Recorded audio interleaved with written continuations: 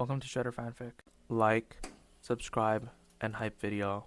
Join members to gain early access to new videos. The main character, after dying, wakes up inside of One Piece. Inside of One Piece, where the world is filled with pirates and threats everywhere, what is he gonna do? Is he gonna be able to create the strongest pirate family? Sailing ship. If it was an ironclad ship from the previous life, such a large ship could hold thousands of people. However, for such a large ship, there are nearly 70 sailors alone. Even the fighters are required by Charlotte to be able to operate the sails. Come to the hall. Charlotte smelled a smell of wine and various food. Yo, isn't this our baby, Charlotte? Why did you come to us today? Charlotte knew who was talking without looking. John, if you don't want the head, I can take it off for you for free. Charlotte gave John a cold look. Jai ha ha ha ha, that's it. John, I can help if you don't want it. Jai ha ha ha ha ha ha. Golden Lion Shiji also laughed and said, Goo ha ha ha ha. Whitebeard also laughed. John, on the other hand, looked at Shiji the Golden Lion with a livid face. When Charlotte said that, John was not angry at all. After all, they had been together for almost half a year, and this guy had a paralyzed face. But it wasn't that simple when Shiki stepped in. Looking at the battle among the carders below, Lox didn't care. Charlotte, what are you doing here? Lox asked while sitting on the throne. After hearing Lox's question, all the carders who were still laughing and making noise just now shut their mouths and looked at Charlotte. My fan team is out of money. I need to go to sea to grab some. Charlotte said lightly. It seems that robbery is like eating and drinking to him. Wow, ha ha ha ha. No problem, of course, no problem. We are pirates. Isn't it normal to plunder? I give you a mission to plunder this kingdom and cut off the king's head for me. I allow you to take % of the treasure. Rox threw out a map, and a kingdom was marked on the map. Kingdom of Corant. This kingdom lies beside their seas. I don't know how to offend Rox. Charlotte felt silent for him. After accepting the map, Charlotte nodded. I see. Then walked out of the hall. Lox watched Charlotte go out and secretly thought about it. A carder who doesn't like treasures, bustle, and banquets, but only desires to become stronger. Lox is not afraid that he will get out of his control when he becomes stronger. Even if he has no desires, Lox still appreciates this kind of genius very much. It's also what I've been looking for. If you want to do great things, how can you not have a few capable men? Chapter 33, The Kingdom of Corant. Boss. Charlotte walked to the port with a long sword hanging from her waist, and immediately a younger brother with a gun came over. Boss is ready. Charlotte nodded and then handed him a chart in his hand. You loot this position, Charlotte said lightly. The younger brother got the chart and looked at it for a while. Yes. Then hurriedly ran aboard. Brothers, go to the kingdom of Corant. Charlotte stood at the bow and looked at the sea in the distance. The other ships were startled when they saw the meter ship and saw the flag again. Rox Pirates, captain of the 8th Division. Is this going to sea to plunder? Countless pirates secretly thought in their hearts. Because pirates don't go to sea to plunder, what do they want to do? I just don't know which one is unlucky. Blue, blue, blue. Hey, Navy headquarters. The captain of the 8th Squadron of the Rox Pirates set off. The purpose should be to rob. Please get ready. An agent dressed as a pirate hiding in the port reports. Navy headquarters received. The other end of the phone bug hung up the phone and immediately ran to Cyborg Empty's office. Report to the general. The Rox Pirates are on the move again. The Herald reports. What? Who is acting this time? What is the target? Cyborg Sora asked immediately. General, the captain of the 8th team, Rockefeller Charlotte, is acting this time. The target is unknown. and it seems to be a robbery at sea. After listening to the messenger's words, bang! These damned pirates. Listen to looting. Cyborg Kong was furious. He waved to the orderly to let him go down. Look at the phone bug in your hand. He really wanted to call the Lieutenant General of the New World branch to arrest Charlotte. But he also knew that there was no Lieutenant General in the New World who could match Charlotte. Today's Navy headquarters can be described as extremely understaffed. All those powerful men went to suppress the world. And he still has to sit in the headquarters of the Navy, so he can't stop making moves. Hey, these damned pirates. Cyborg Kong can only put down the phone bug in his hand in a decadent manner. Without manpower, he could only give up dealing with the pirate Charlotte. Why are there so many strong people joining the pirates, but the Navy is short of personnel? No. Find the 5 old stars to expand the army. With no choice but to ask the world government to expand the strength of the Navy. However, all of these require a long period of wrangling to succeed. Hey, boss, we're almost there. A younger brother cautiously came to report behind Charlotte at the bow. Charlotte opened her eyes, looking at the faintly visible black spot in front of him. It was magnifying before his eyes. Prepare for bombardment, Charlotte said lightly. Yes. Charlotte stood on the deck, watching the busy people. His ship was equipped with 40 cannons. In fact, these cannons could only deal with some civilians and soldiers. They were completely useless against real strong men, and they were not even as effective as Charlotte's sword. The citizens at the port saw a ship approaching on the sea. Some lookouts watched.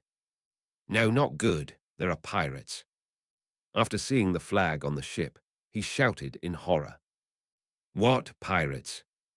After hearing the watchman's words, everyone around was taken aback, looking at the pirate ship on the sea. Bangs, bang, bang. There is a bombardment on Charlotte's pirate ship. The cannon at the bow of the ship shot to the coast of the port at a distance of 100 meters. What? Seeing the cannon fired over, 4 people were killed in an instant. Help, there are pirates. Countless citizens ran in a panic. Where are the pirates? Where are the pirates? The shelling of the port and the shouts of the citizens, soon the city guards came. A general with a moustache came out with more than 1,000 soldiers. Charlotte, who was standing at the bow of the ship, immediately sensed him with his knowledge and arrogance. Interesting. Charlotte looked at the general and said lightly, There is actually a strong man. Charlotte was a little interested. But that's right. After all, it's a kingdom, and it's normal for a kingdom with 10,000 plus people to have some strong people. And the general also saw the pirate group that was shelling at sea. After seeing the flag, the general turned pale instantly. I knew it. I knew it. Doing so will definitely bring disaster to the kingdom. The general murmured. His eyes were full of despair. And Charlotte also ordered the ship to dock. After seeing the leader of a teenager, the general's face was already ashen. Blood, blood, blood sword master Charlotte. Among the 1,000 soldiers, there are many soldiers who know Charlotte and have seen Charlotte offer a bounty. Blood sword Lord Rockefeller Charlotte offers a bounty of 800 million. While the general was speaking, he looked at Charlotte with cold hands and feet. The big sword in his hand was also trembling. The pirates behind Charlotte jumped off the ship one by one when they saw the ship approaching the shore, looking greedily at the big city and the luxurious palace on the top of the mountain. Snapped. The pirate descends the stairs. Charlotte walked down the stairs step by step. Charlotte stood on the port, looking around. What a prosperous island. Charlotte looked around and sighed, which reminded him of his hometown Kame Island. But then he stared at the more than 1,000 soldiers standing in front of him. Surrender to avoid death, Charlotte said without looking.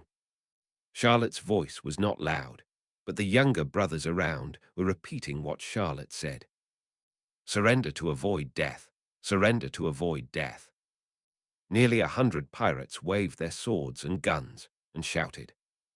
Although there were only 100 people, it made the more than 1,000 soldiers tremble. The bearded general standing at the front looked at the soldiers around him. How can there be any morale?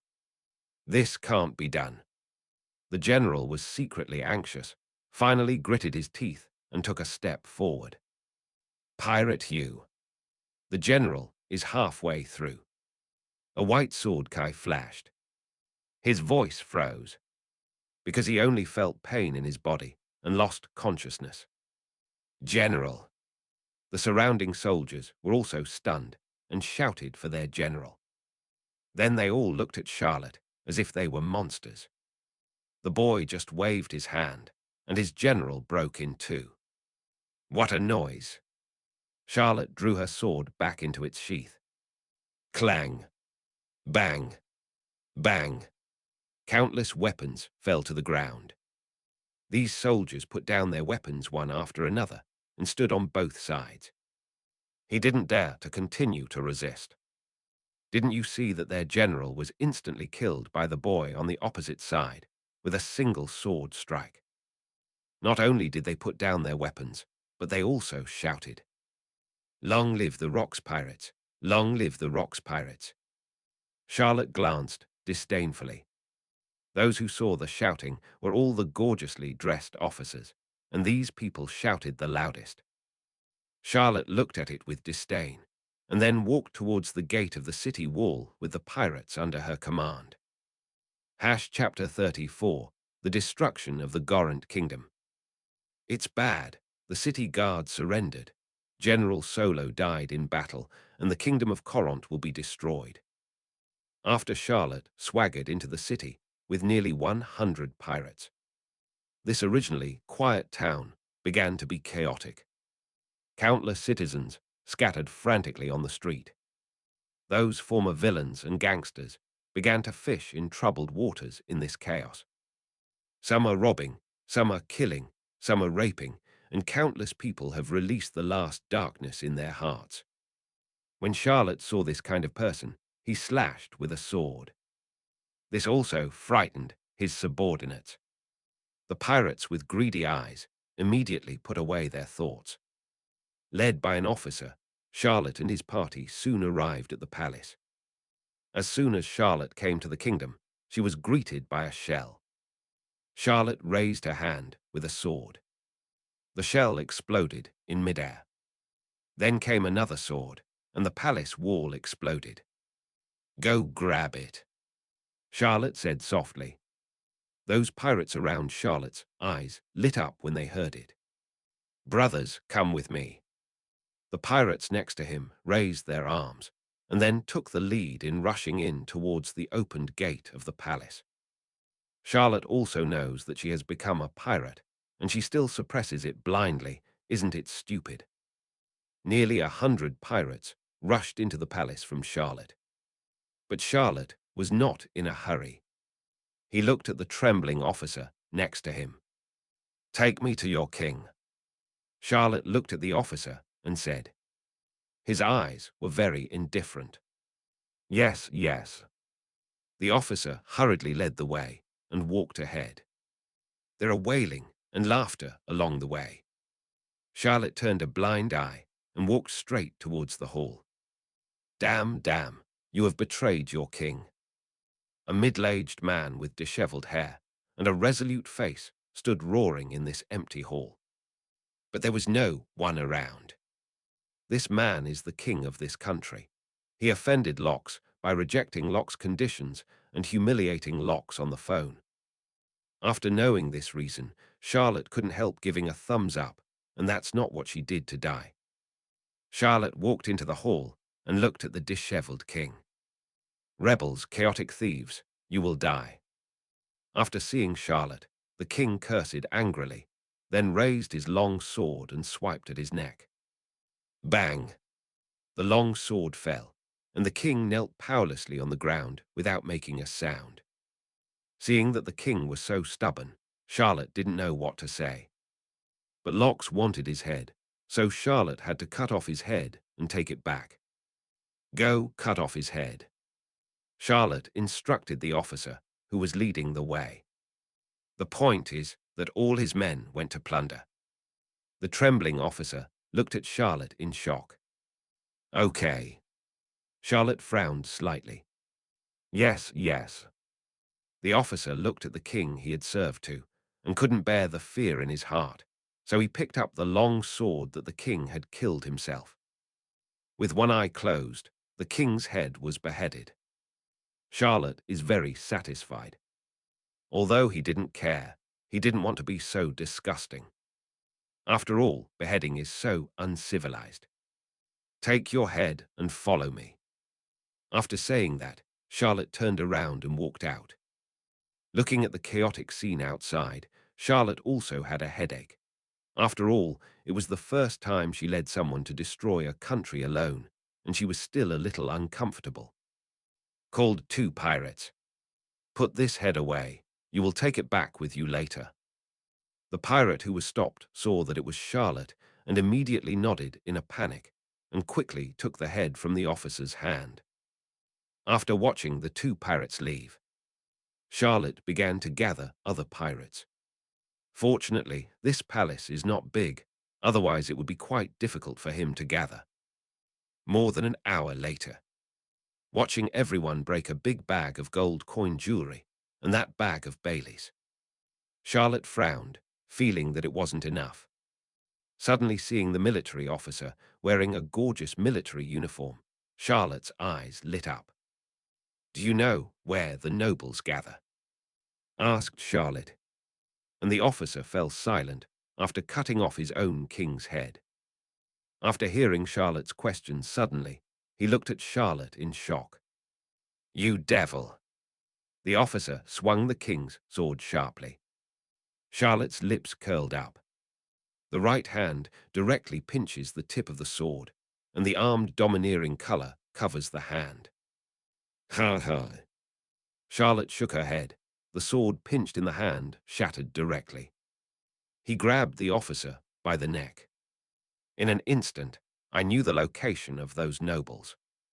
I also understood why the officer resisted. It turned out that he was also a nobleman. No wonder he resisted when he heard what Charlotte said. Let's go, let's grab the nobles again. Charlotte waved his hand and said, Oh, long live the boss. All the pirates waved their weapons and shouted. The corners of Charlotte's mouth twitched slightly. Walked towards the outside of the palace. Raided until the next morning. Returned to the ship with the treasure of a kingdom. He, this nobleman is richer than the king. Charlotte looked at the treasure on the deck with emotion. He only found Bailey worth about 50 million in the kingdom's treasury, but when he went to the noble district, he found Bailey worth billion.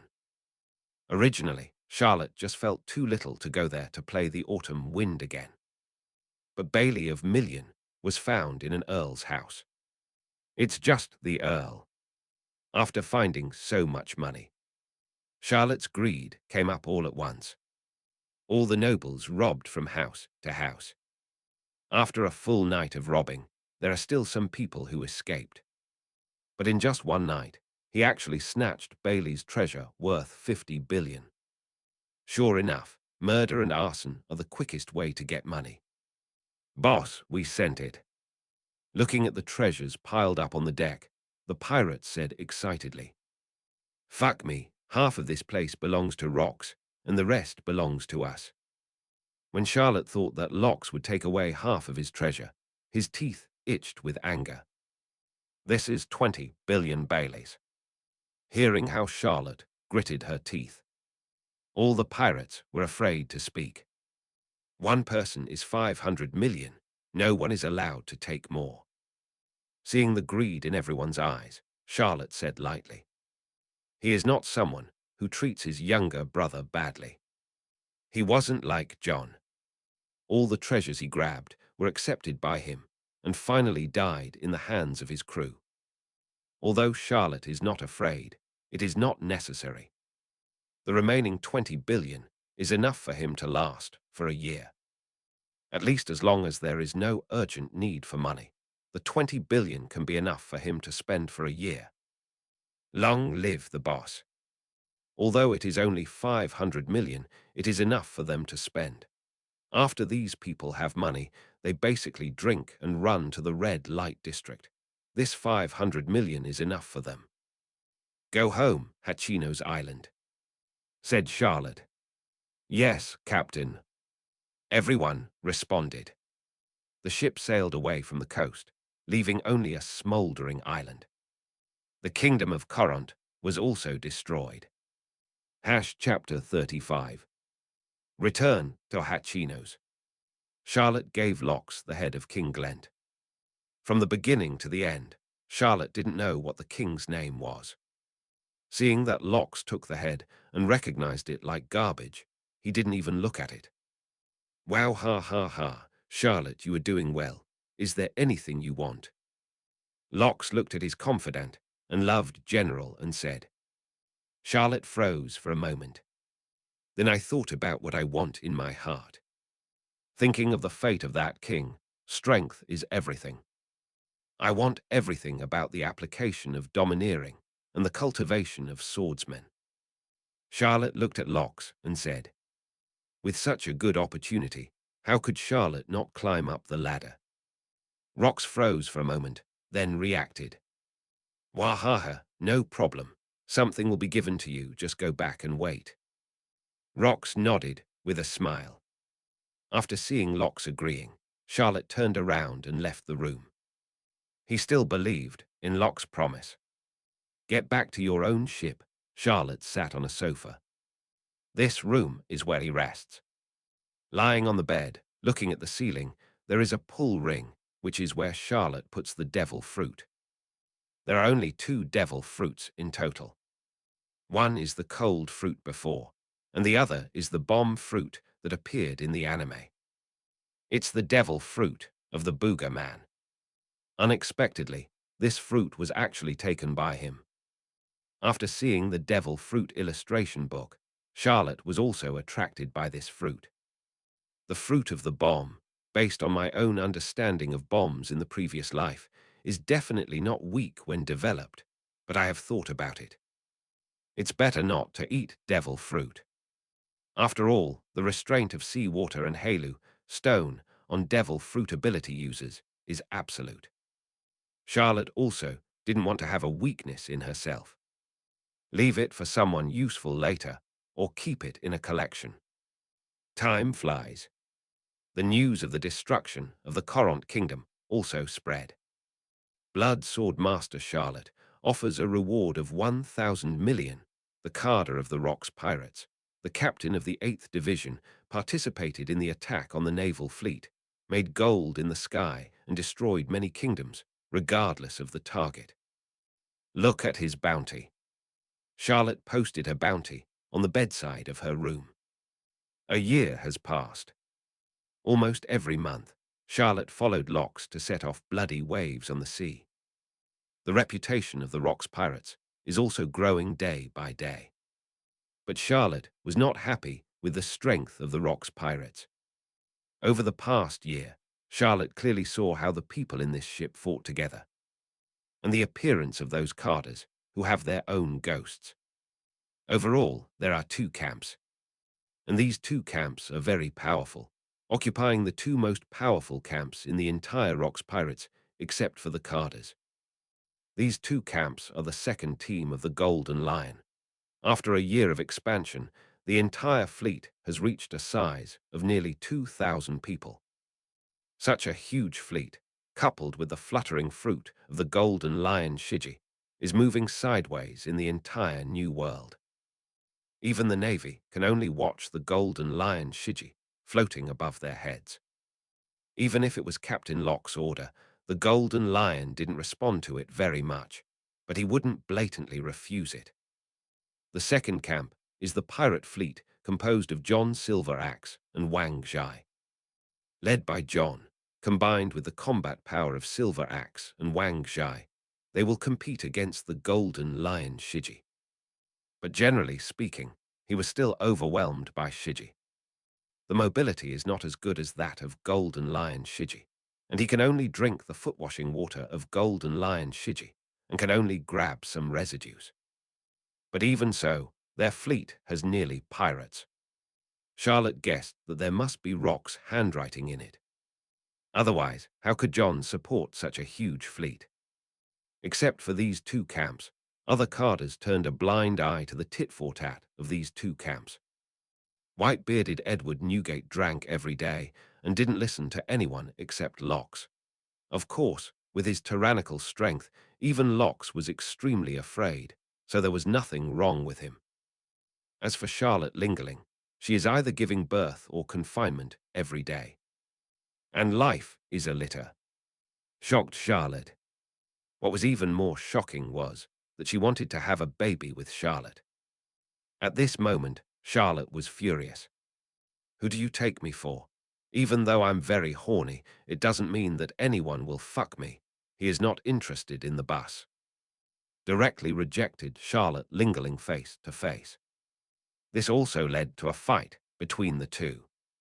At this time, Charlotte Lingerling was not as terrifying as her later generations, and neither her domineering nor her fruitability was considered top-notch. Only the strength of the whole body made Charlotte suffer a little. But Charlotte is not vegetarian either. The two fought for 2 days and 2 nights, with Sword Kai flying and Domineering Kai colliding with each other. Almost shattered the Hive Island. That's right, Beehive Island. After Locks gathered a large number of pirates, he changed the island of Hachinos to Beehive Island. This made Charlotte immediately realize that this is the island occupied by the later generations of Blackbeard. Charlotte and Charlotte Lingerling's battle ended with Charlotte Lingerling's anorexia outbreak. But in fact, Charlotte knows that if he continues to fight, he must be the loser. This also made him feel the pressure again. It is now the year 1481 of the Heian calendar, and there will be less than 3 years left before the Rock's pirates are destroyed. He must strengthen himself in these 3 years. From then on, Charlotte drove the pirate ship almost every day with a group of younger brothers, floating in the sea. If you're not fighting pirates, you're fighting the navy. Of course, Charlotte is not a fool. Any kind of pirate will fight. He basically walked around the well-known pirates in later generations. Today, the only pirates that are more famous in later generations are the Roger pirates. All others have never heard of it. But Charlotte was also lucky and didn't meet any particularly powerful pirates. But the navy is different. As soon as he went to sea, within half a month, he met a strong man of later generations, the famous black-armed Zephr. The moment he saw Charlotte, Zephr recognized Charlotte. Then he bit Charlotte like a mad dog. He was still yelling to represent justice and catch you, and to capture Charlotte in Imper prison and push him into the city. Charlotte, who was listening, had a black thread. Was Zephr such a middle school student when he was young? During this period, Charlotte also fought several rounds with Zephr. As soon as they fought against each other, Charlotte knew that she was not an opponent, so the wind was so strong. The opponent's armed color domineering is simply abnormal. Armed domineering aura covered the strength of the wrist, so strong that it was able to forcibly catch his own slash. And this attack was even photographed by News King Morgans. Successfully gave Zephr the title of Black-Armed Zephr. Chapter 36 Combat.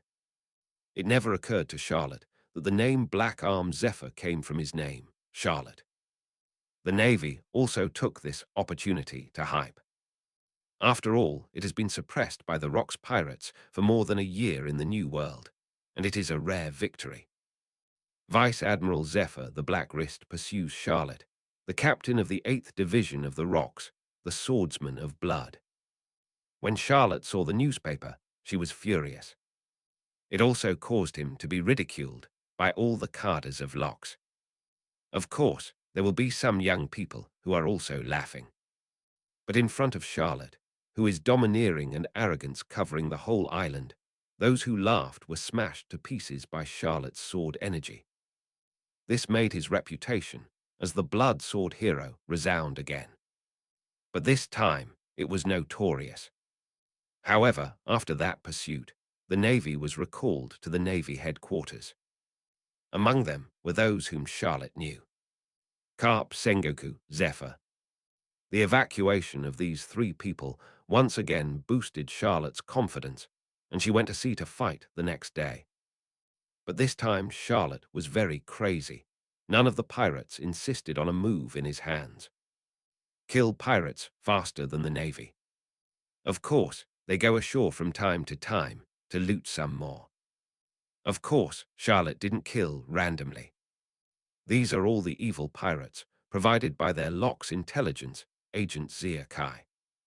Because these people are both pirates and slave traders. Everyone has blood on their hands. Of course, Charlotte's actions were soon met with retaliation. Zephyr, the black arm of the Navy headquarters, strikes again.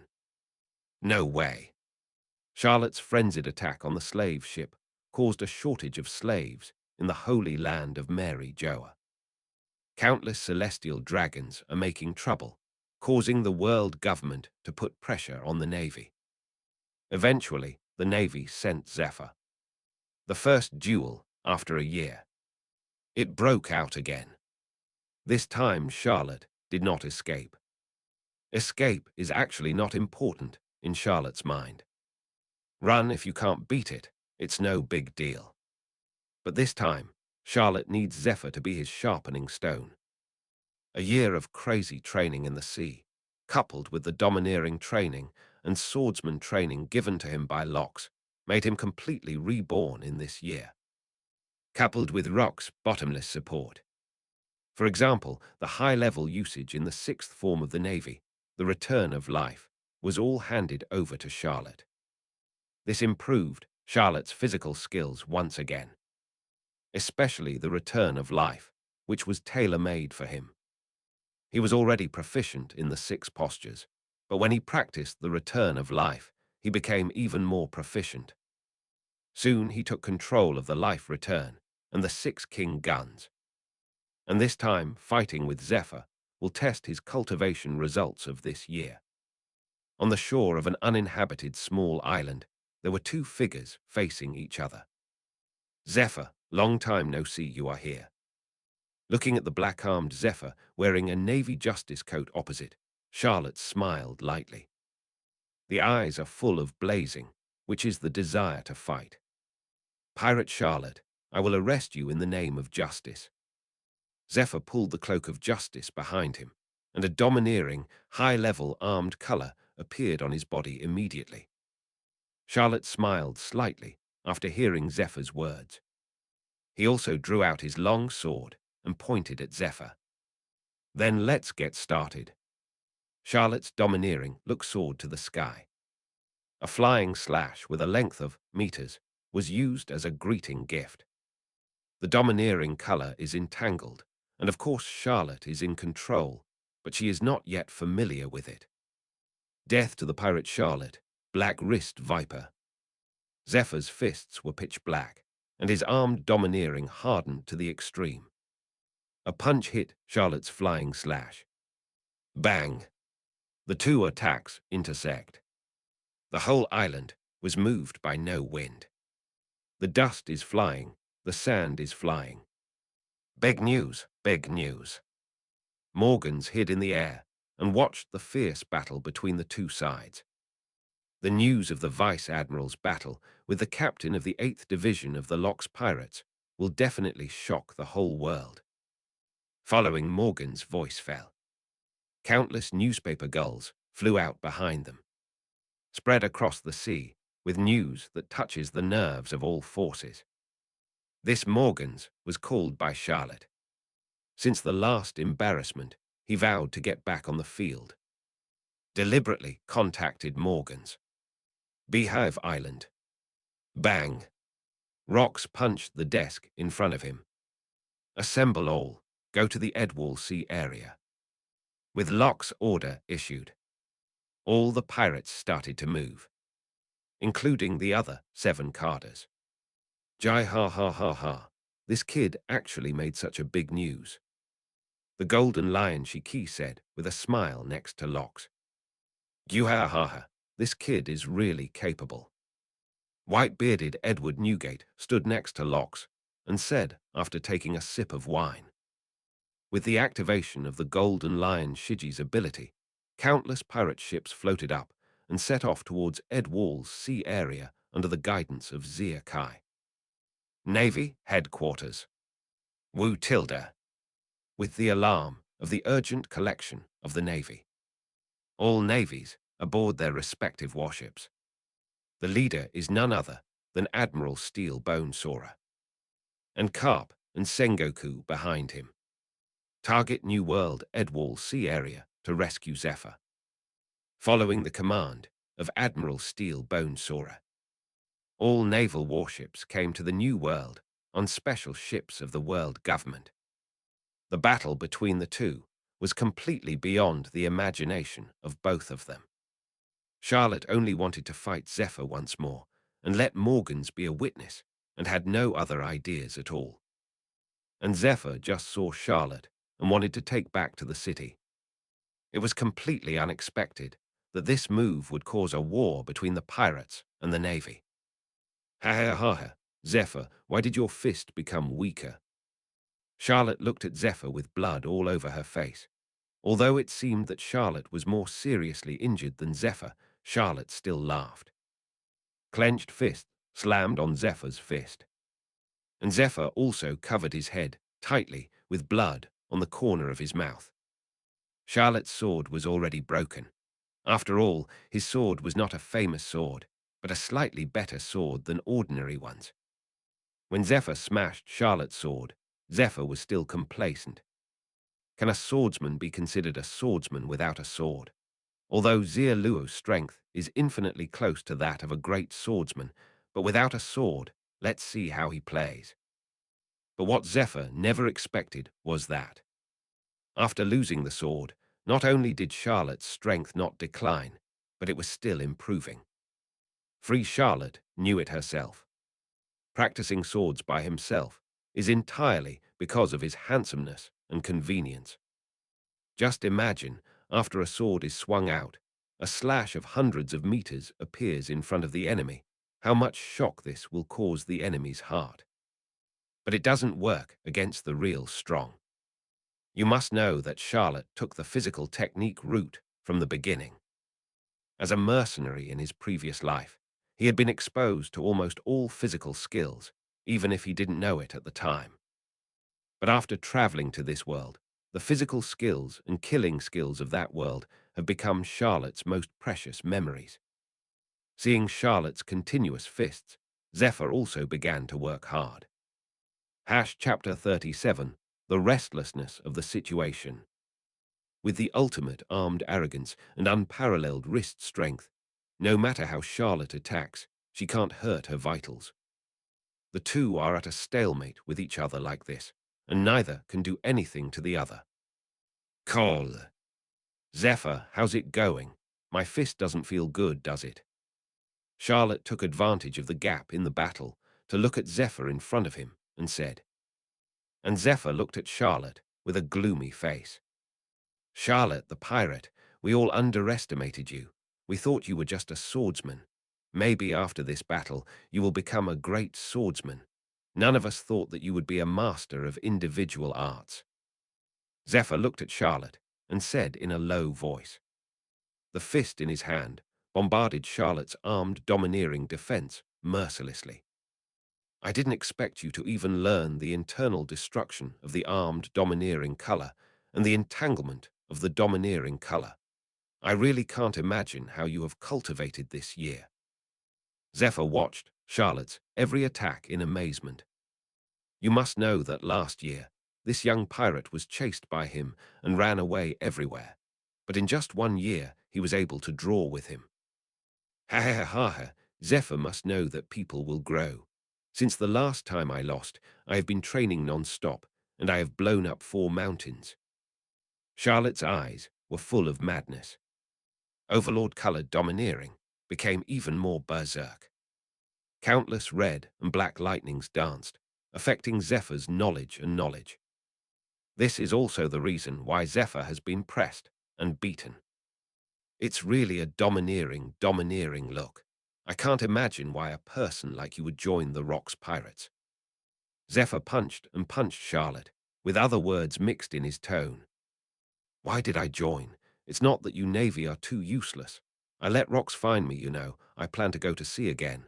Now it's 3 years ahead of schedule, and now I'm 17. Charlotte would think of the scene when he joined Rocks. That would really be his shame. Zephyr was silent. On the one hand, it is ashamed that Charlotte joined the pirates. On the other hand, because Charlotte is only 17 years old and has already reached this point, it is hard to imagine what kind of existence he will become in the future. Over his captain locks. In this way, there will be another overlord in the sea, as well as an uncertain factor. As the captain of the 8th Division of the Rocks Pirates, Charlotte's information is no longer a secret in the Navy headquarters, and most of the senior leaders of the Navy headquarters know Charlotte. It's useless to talk. I'll take you into Imper prison and push you into the city. Zephyr roared and punched Charlotte's body. Ha ha ha ha, if you can do it, then come. Charlotte, who also showed no sign of weakness, punched over with a fist wrapped in a domineering look. 2 punches against each other. The ground is cracked, big trees are uprooted, and the waves are choppy. This made the ships of the Navy and pirates parked on the coast shake non-stop. Let the 2 sides that were originally shelling each other stop the shelling. Lieutenant General Zephyr. Boss. The 2 sides stopped fighting and watched the battle on the shore. The sky is cracked. Someone noticed the change in the sky and said in shock. All the pirates and the Navy raised their heads and looked at the sky. The whole island was shaken by the battle between Zephyr and Charlotte. What a horror! Big news, big news. Morgans frantically took photos of the battle between the 2 sides. If the situation did not allow it, he would like to broadcast a live broadcast so that everyone in the world can see how the top powerhouses fight. The earth was torn apart, the sky was split, and the sea was turbulent, all caused by the fighting between the 2 sides. This battle is still going on. What? The little ones headed in that direction. As soon as the Lox pirates entered the Edwall Sea area, Lox felt the fury of the sea. And the source is in the direction of Lox's finger.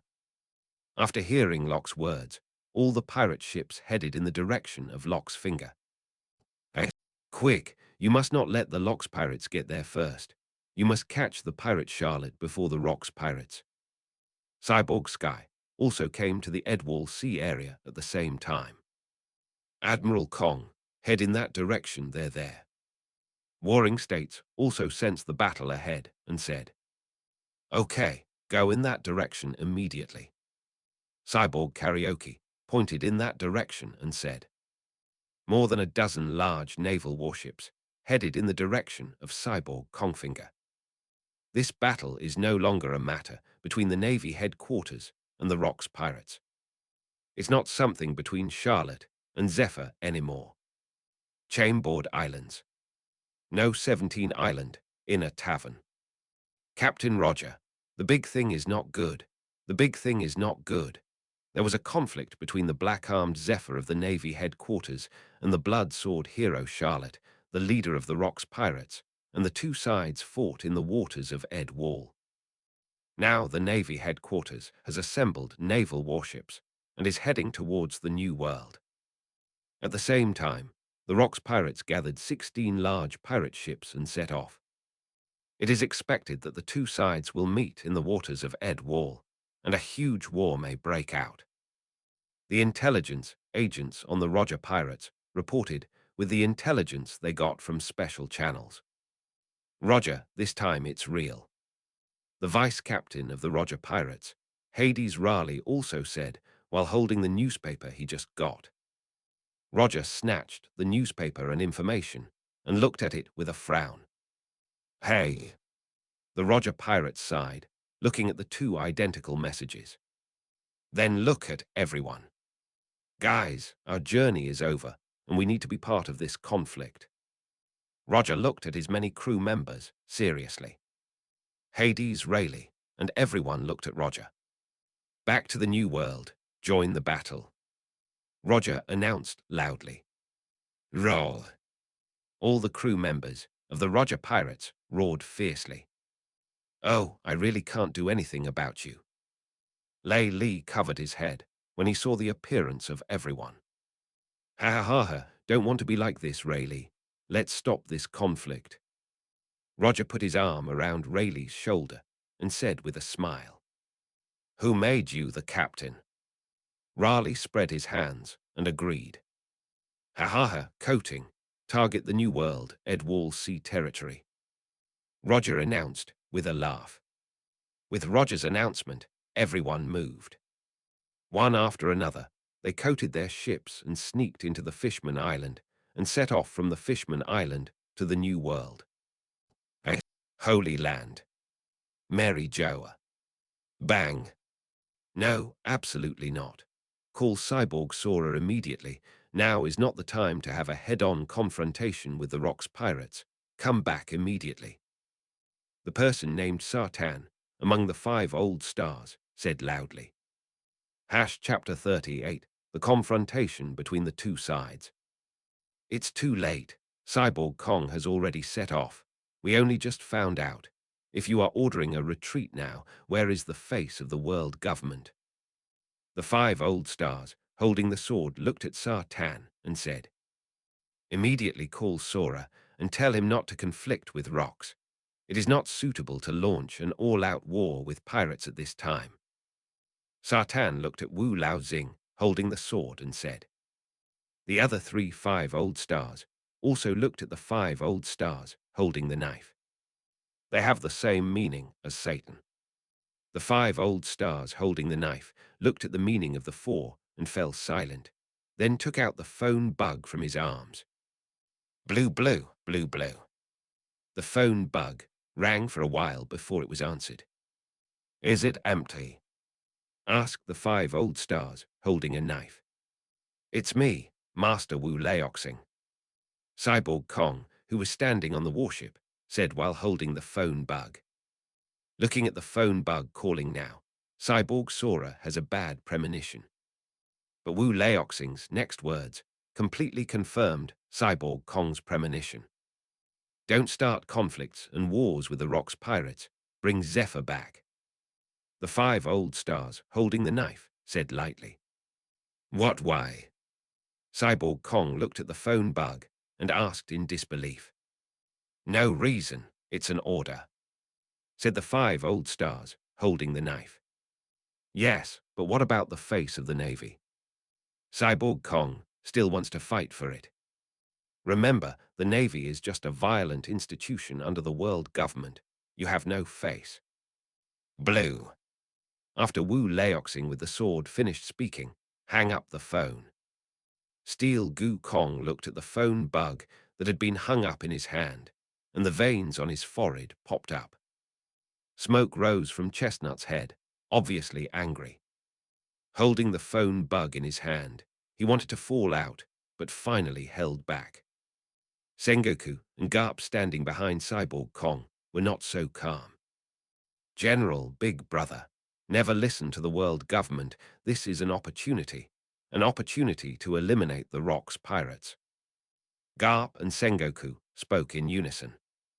This time they assembled all the strength of the Shanghai Navy headquarters, just to wipe out the Rock's pirates in one fell swoop. How could they retreat without firing a shot? Shut up, follow orders. Cyborg Kong scolded. Then he looked towards the sea without saying a word. They were already approaching the place of battle. Report to the general to find a large fleet of the Rocks pirates. The Navy, standing on the watchtower, reported loudly. What, so fast? Steel-Bone Sora hastily pulled out the binoculars and looked in the direction of the watchman's fingers. Then let him see the shocking scene. 16 large pirate ships emerged one by one. There are hundreds of millions of big pirates standing on it. Edward Newgate, Whitebeard. Golden Lion Shiki. Charlotte Lingerling. Wang Zhai Silver Axe John. All 6 carders are here. All the Navy looked in shock at the famous big pirates in the New World standing on the bows of the ships. All 16 pirates gave up a space as if they were lined up. Rock's own ship came out from behind. Lo, Rock's D. Gibek. All navies are looking at Rock's, who has been making waves in the New World for the past few years. The big pirate with a bounty of 23 billion. It is also the big pirate with the highest bounty so far. Well, ha ha ha ha ha ha ha ha ha ha ha ha ha ha. Steel-Bone Kong, long time no see. The fleets of the 2 sides were separated by 100 meters, and neither side took the initiative to attack. Locus, what are you doing here?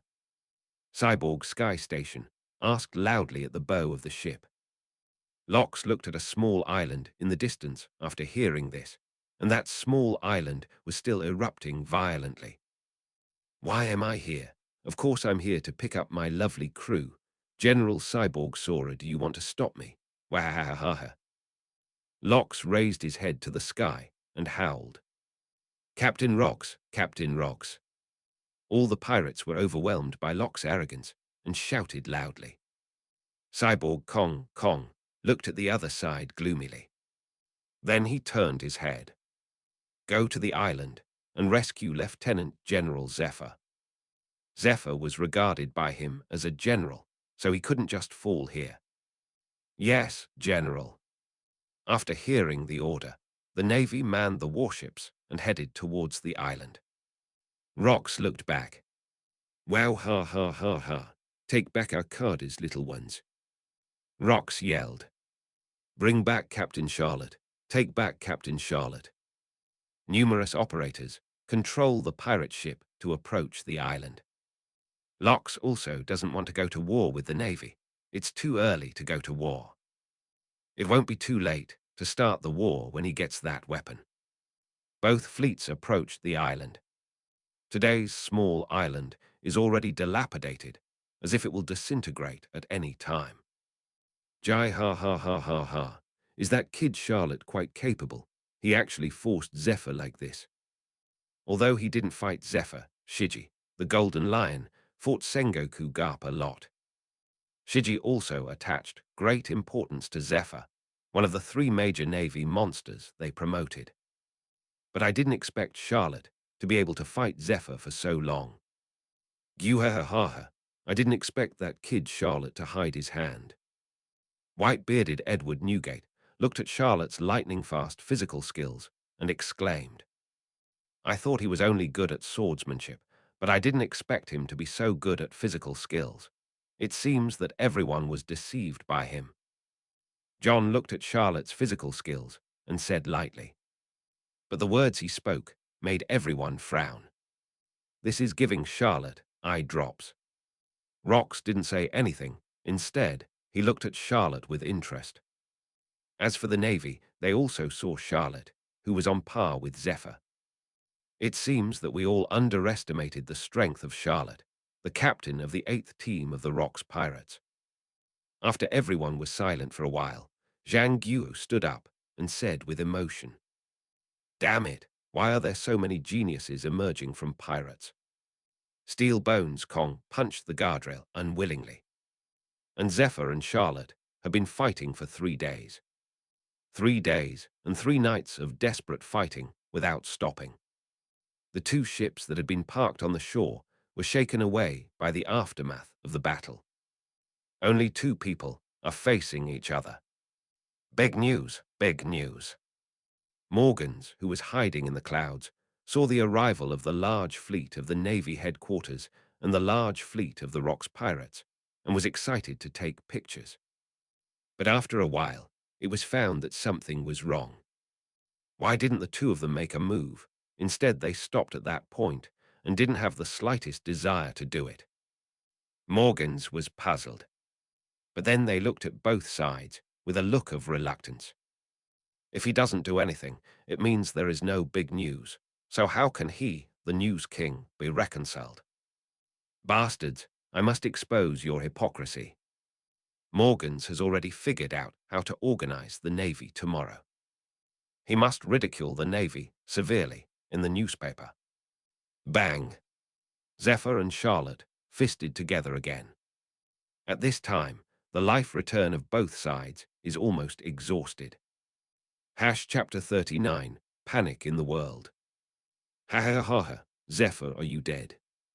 The fists of the two sides touched together, and Charlotte twitched the corners of her mouth and said with a smile, He, Charlotte, you are the same. Zephyr also let out a chuckle from the corner of his mouth. The voice fell. Zephyr and Charlotte fell straight down. Both sides maintained the posture of punching at the end. Lieutenant General Zephyr. Many navies on the Navy warship exclaimed after seeing it. Quick, rescue Lieutenant General Zephyr. Leading a naval warship, many naval soldiers jumped off the ship one after another. The Lock's pirates also jumped off the pirate ship and rushed towards Charlotte. The high-end combat power of both sides watched each other one after another. No one stepped forward to take action, and all of them went to the rescue by their subordinates. Countless Navy soldiers and pirates stepped on the sea and set foot on the beach. Lieutenant General Zephyr. Captain Charlotte. The subordinates of both sides came to the two people who were fainted on the ground. They raised their bosses one after another and returned to the warship or pirate group. A group of respective ship doctors walked forward to check. How about it? Cyborg Sora looked at the doctor who came to the deck and asked. Weakness, very weak, need to rest and supplement nutrition. As for the injury, it's fine. It's just exhausted. The ship doctor will report after the inspection. Call. Cyborg Kong breathed a sigh of relief when he heard that. Just take off your strength. Lift Lieutenant General Zephyr to the lounge. Steel Bone, Kong ordered. Then several major generals immediately carried Zephyr to the cabin. Cyborg Sora looked in the direction of Rox, also checking for Charlotte. Captain Rox, Captain Charlotte is fine, just out of strength. Had Charlotte been awake, she would have recognized the ship's doctor. It is Miss Badgen, the mother of Edward Weibel, who later became king of the Kiwuhai. Today's Rox pirate ship doctor and scientist. Send it to the cabin to rest. Rox waved his hand and said, then looked towards the Navy with some feeling. The two sides immediately tensed up. Wahahaha, Steel Bones Kong, would you like to have a drink? Rox looked at Cyborg Kong and said with a smile. HMPH, return. After taking a glance at Steel Bone Kong, he flicked the cloak behind his back and ordered to return. After seeing the action of the Navy, Lox laughed. Wahahaha, little ones go back to Beehive Island. Following Lox's voice fell. The fleets of both sides returned separately, and no one stopped. The next day, a piece of news caused a sensation in the sea. Vice Admiral Zephyr of the Navy headquarters fought against Charlotte, the 8th officer of the Rox pirates, and both sides ended up losing. The Admiral of the Navy headquarters, Steel Bone Sora, led all the forces of the Navy headquarters, and the captain of the Rox pirates, Rox D. Gibek, confronted each other in the sea area of Ed Wall, and neither party broke out in battle. Is this the weakness of the Navy, or the Rox pirates are too strong, so that the Navy headquarters dare not attack? As the news of Morgans spread across the seas and the Great Seaway, the news was seen by all. The situation in the New World has undergone earth-shaking changes, and the weakness of the Navy has made countless people all over the world feel a little uneasy. If the world is uneasy, then the New World is in panic, and countless countries and people of major forces are in panic. Both the people in the underground world and the kings of the countries that joined the world government felt the panic. Because the Rocks pirates are not easy to deal with. Wherever the Rocks pirates went, they plundered and killed. This can be seen from the fact that the kings of countless New World islands have been killed, countries have fallen into ruin, and people have been enslaved in recent years. Roger, we are one step late. Raleigh came over with a newspaper. They saw this message just after passing through Fishman Island. Roger frowned as he watched the Rocks pirates messing around in the New World. His face was very ugly. Rocks D. Jibek. Roger murmured. Navy headquarters. Bang. After Steelbone Kong saw today's newspaper, he punched the newly bought table angrily. The table immediately shattered. Damn Morgans, is he trying to send the world into a panic? Cyborg Sora said angrily. Admiral Kong, the world is in panic now. According to the news received from various branches, people from all over the world and the Great Route have become pirates. They are frantically heading towards the Great Route. All branches are asking for support. Warring states handed the news they had just received to Gang Gu Kong. After reading it, Sora angrily tore the information to pieces. Blue, blue, blue. Hey. Steel frame, empty connection. A call from Wulioxing came from the phone bug. The world government will agree to the Navy expansion plan and allow the Navy to expand its army. Wulioxing's voice was very calm. But it was great joy that this voice fell into Steelbone Kong's ears. Yes, Your Excellency Wulioxing, I will definitely make the Navy stronger again. After Cyborg Kong finished speaking, the other party hung up the phone. Looking at the Steelbone Kong, who was still angry just now, he became extremely happy in the next second, and Sengoku was a little confused. General Kong, what's wrong? Warring States asked. Cyborg Kong punched the table with a hammer. The world government has agreed to our naval expansion plan. Cyborg Sora said excitedly. Warring States was also instantly overjoyed after hearing this. Great! The state of affairs in the sea is extremely dangerous now. Countless pirates go out to sea every day, which leads to the lack of strength of our branches. Now it can finally be alleviated. Zhang Guo clapped his hands happily and said, "Ha ha ha, that's right. As long as our navy has enough manpower, we will wipe out all the pirates sooner or later." Cyborg Sora said with a determined face.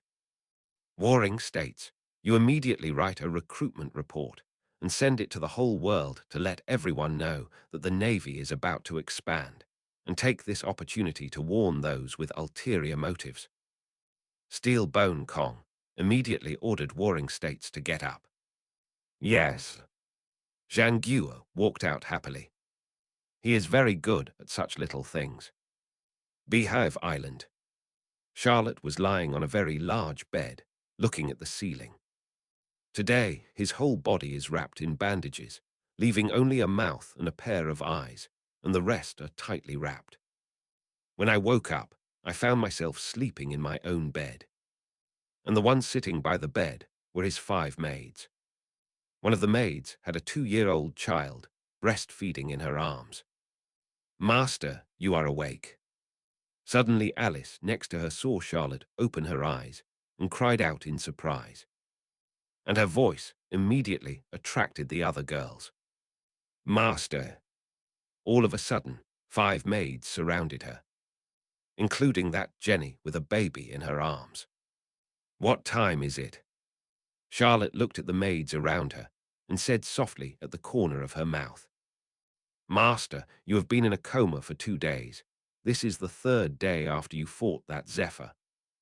Martha said, while holding a towel. Chapter 40 Esds. It turns out that it has been the third day since the battle with Zephr. Who won? Charlotte wanted to sit up, but lying on the bed, he only felt sore all over and couldn't use his strength. Master Tai. Martha said hastily, and then comforted Charlotte. Let Charlotte lie down.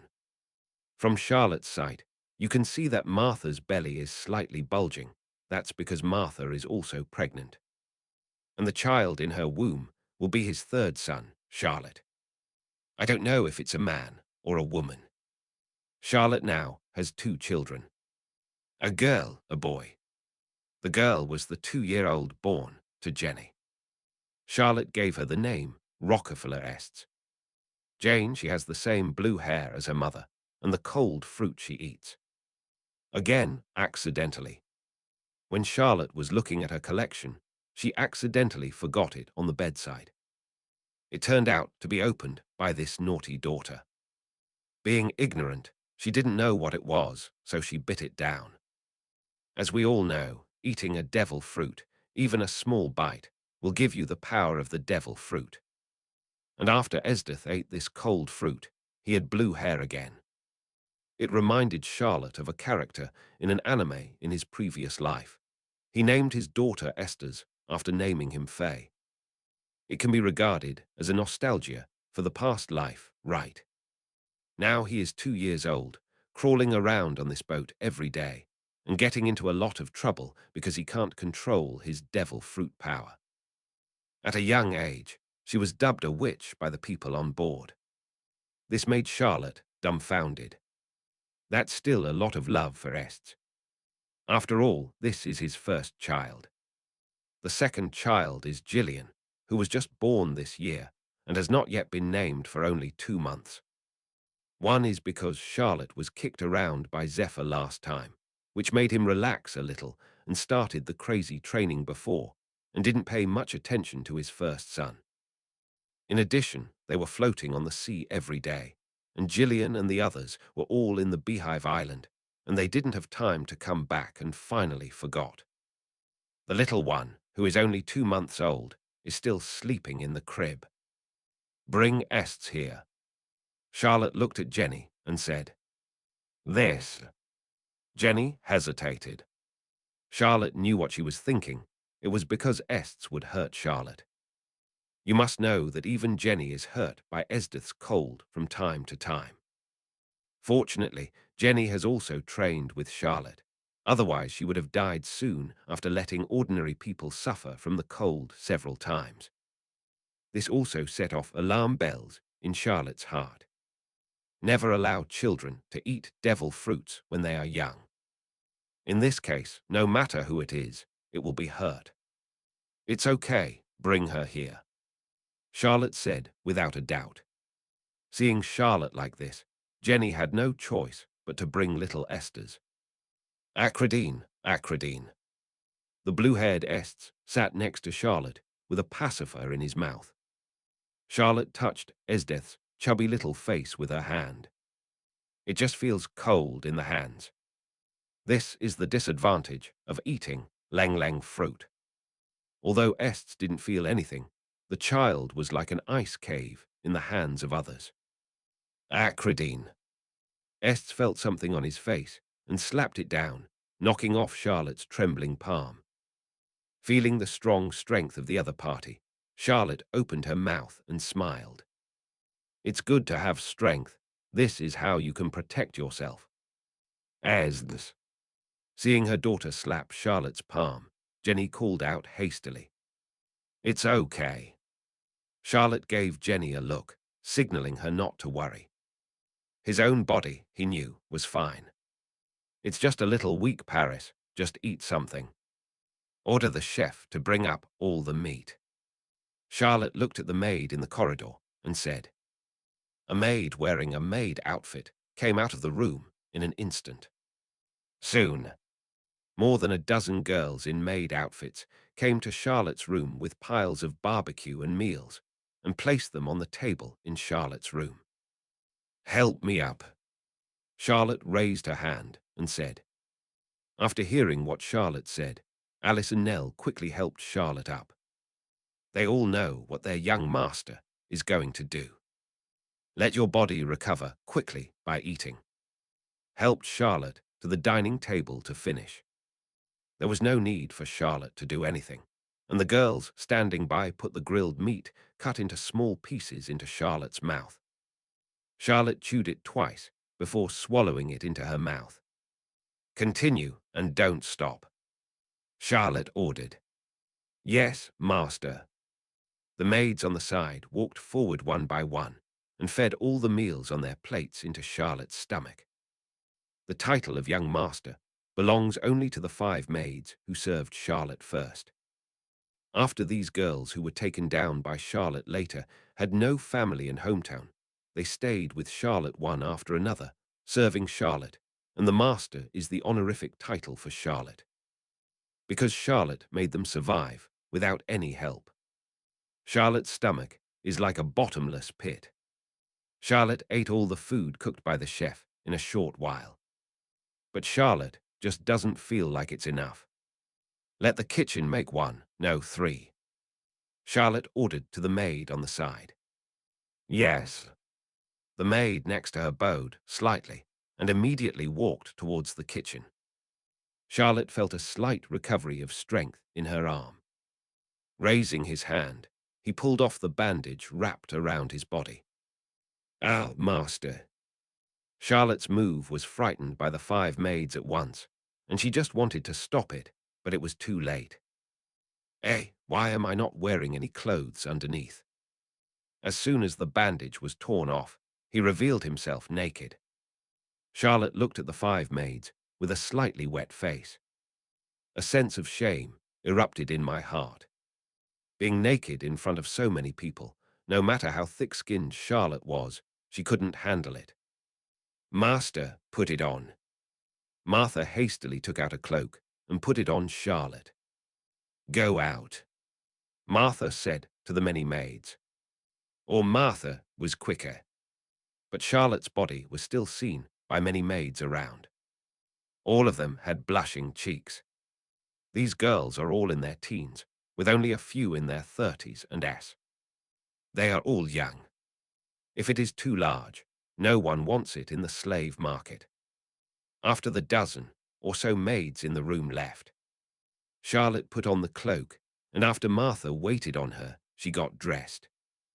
After regaining some strength, Charlotte carried stacks of meals and poured them into her mouth. That speed is much faster than the maid feeding 1 bite at a time. Soon a table of food was swept away by Charlotte, but these were not enough. But soon Charlotte's maids came in with stacks of dinner plates. These are just made by the chef. In today's kitchen, the chef's spatulas are all smoking. Chapter 41, the one blow that breaks the shackles. After resting for another 2 days, Charlotte walked out of the room where she had stayed for 4 days. Boss. Boss. After Charlotte came down, the crew all said hello after seeing it. Charlotte also nodded with a smile.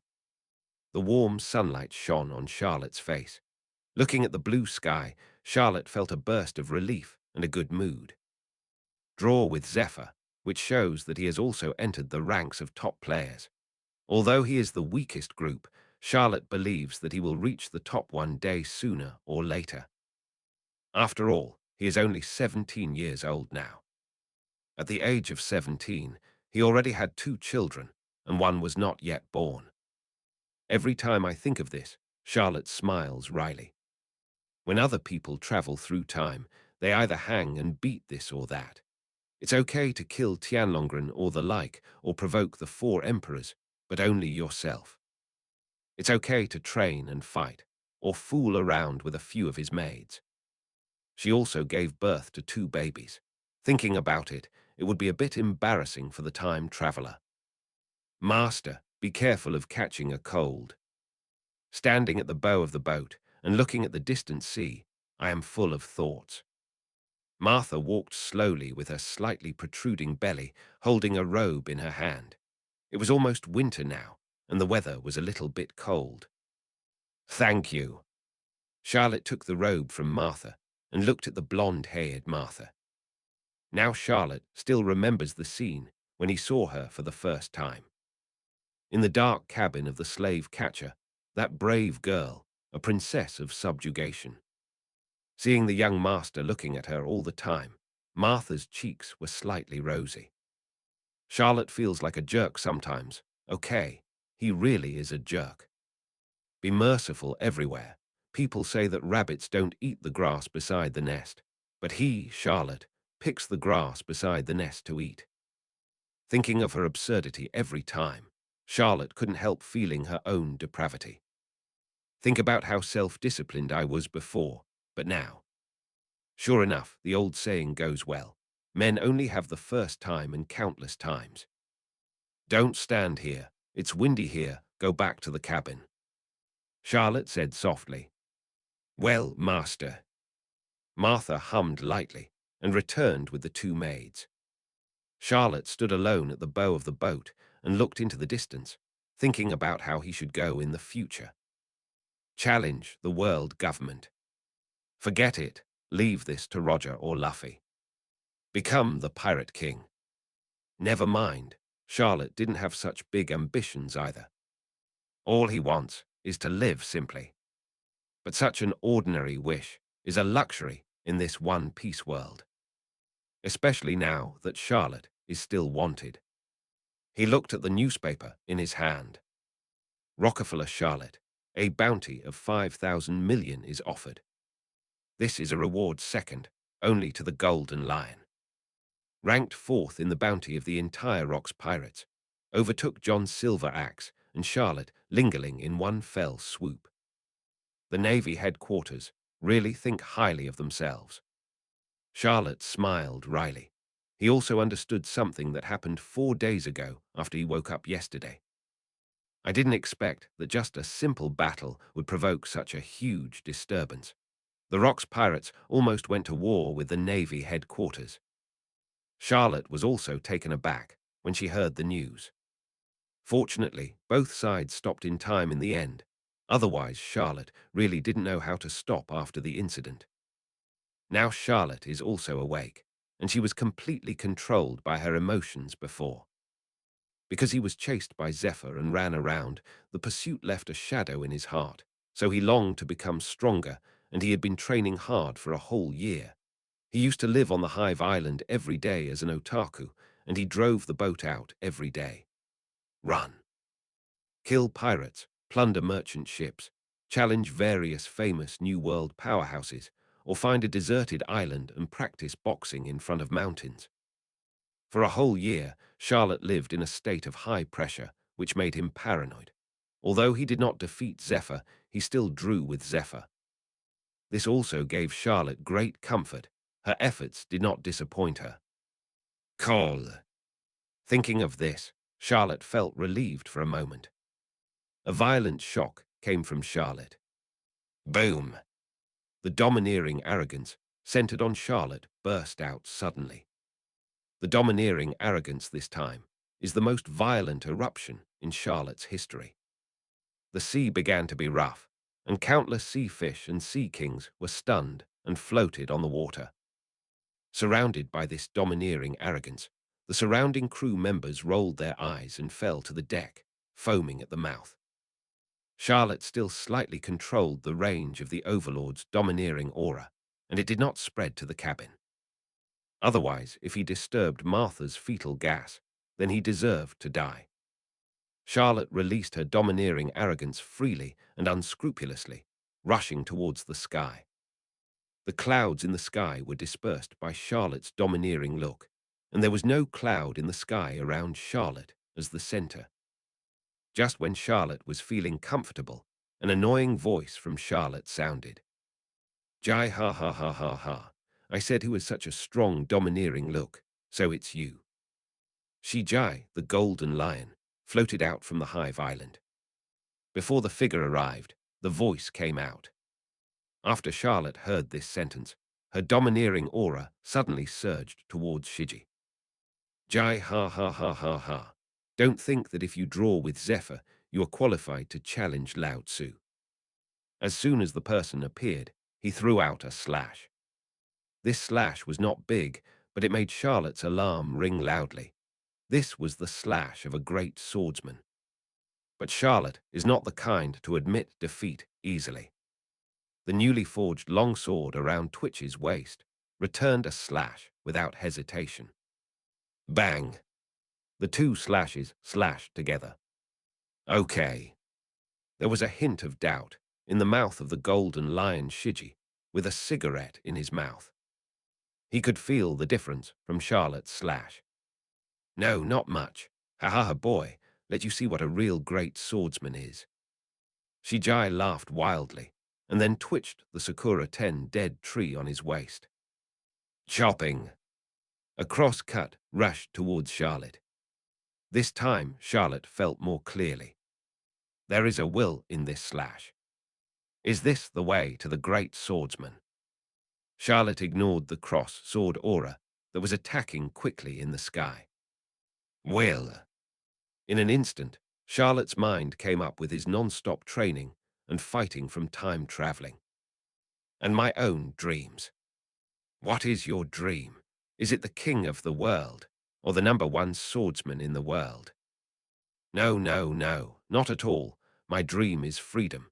It is to sail freely on this sea and protect the people I want to protect. Charlotte's eyes lit up suddenly, and the domineering look subconsciously erupted again. My will cannot be interfered with by others. Charlotte's aura suddenly exploded, and he swung his sword towards Shijai's cross slash. Bang! At the critical moment, Charlotte's sword cut off Shiji's slash. Chapter 42, The Great Swordsman. Jai ha ha ha ha ha. I did not misread it. The golden lion Shiji looked at Charlotte's movements and said, Charlotte's blow just now has officially stepped into the realm of a great swordsman. From then on, there will be one more great swordsman in this world, and Charlotte's nickname will be Charlotte the Great Swordsman of Blood. Who Tilda? Charlotte took a deep breath, feeling the strength in her body. Charlotte smiled. He got stronger again. Promoted to the realm of great swordsman. Jai ha ha ha ha. Kid, your talent is really enviable. The golden lion Shiji slowly landed on Charlotte's bow. Charlotte didn't stop either. Then I have to thank you, Shijai. If it wasn't for your blow that made me know what I want, I don't know when I want to break through the great swordsman. Charlotte laughed. Jai ha ha ha ha ha. You're welcome. You're welcome. I just need you to help me once in the future. Of course, it's something you can do and you can refuse. Skeet stood beside Charlotte, looking at the calm sea. Charlotte frowned slightly after hearing Shiki's words.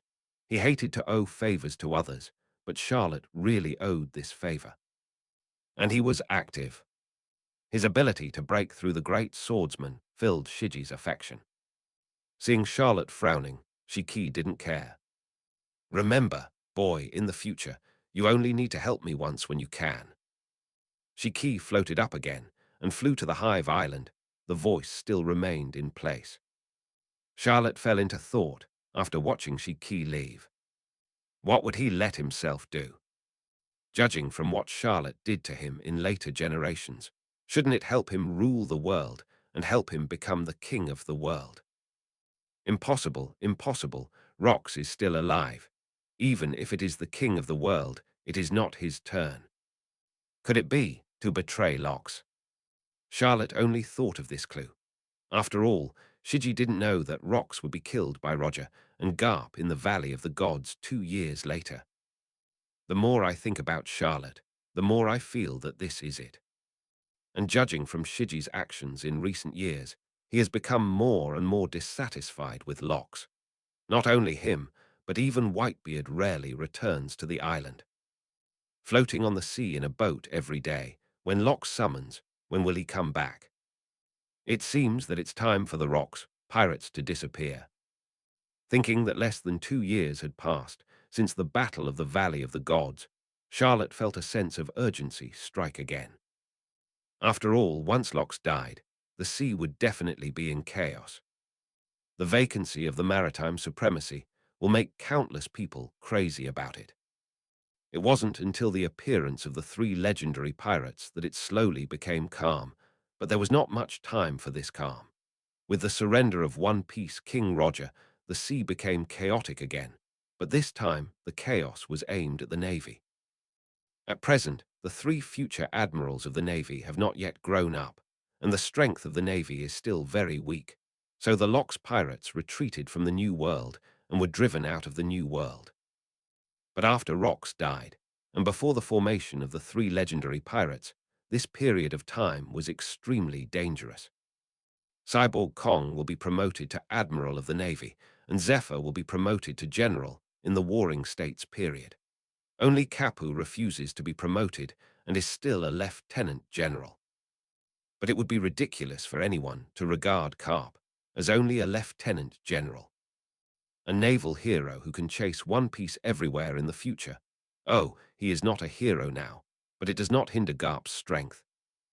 As a member of the Rox Pirates, although he hasn't dealt with Garp yet, the news he got from Whitebeard and Golden Lion is definitely good to shoot. Neither of them got any benefit from Garp when they fought with Garp, and their noses and faces were swollen after each battle. Of course, Garp is not feeling well either. I also heard from them that Garp would be beaten into a pig's head by them every time. Judging from the strength of Golden Lion Shiji and Whitebeard Edward Newgate, at least Charlotte can't beat them much. So when encountering the future naval pursuit led by Garp, Charlotte is definitely not an opponent. Thinking of this, Charlotte felt urgent. Now he is only barely tied with Zephyr. Future! Annoyed, Charlotte waved the sword in his hand, and the sea was instantly divided into two halves. This is the strength of Charlotte today. Looking at the sword in his hand, Charlotte shook his head. It was still too weak. He wants a good sword, but unfortunately good swords in the world of pirates are basically of the katana type, or western swords, and the like. This kind of Charlotte is not used to it, and now he still has a western sword captured in his treasury. Ranked 21st in the Kuaidao, it is called Holy Land Judgment. An extremely sharp and somewhat luxurious western sword. Under the cover of unarmed and domineering, Charlotte's sword made by others can't catch a blow. They all broke.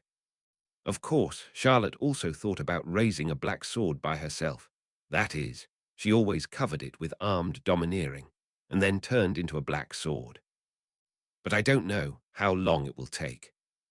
And Charlotte also tried it, but unfortunately, because of the battle, even if she was wrapped around armed domineering, she would still be cut off by the same armed domineering weapon.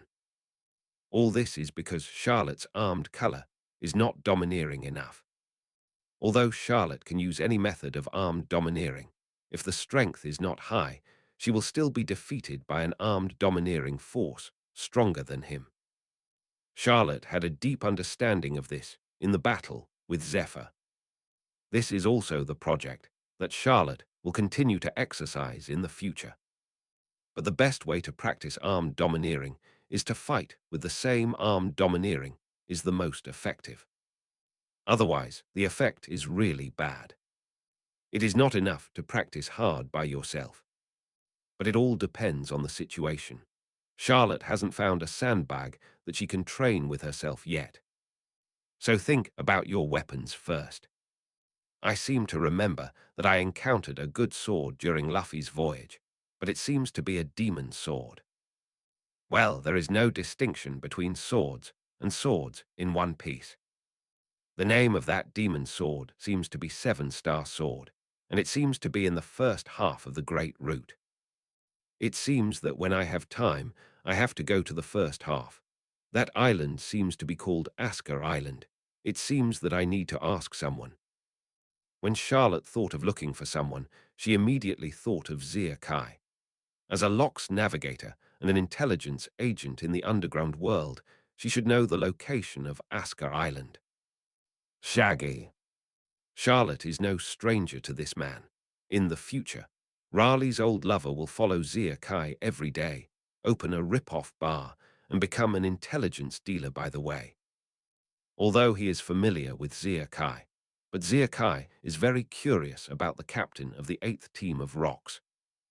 Zephr has collected all the information about Charlotte since boarding the boat, but the more she looks at it, the more weird she feels.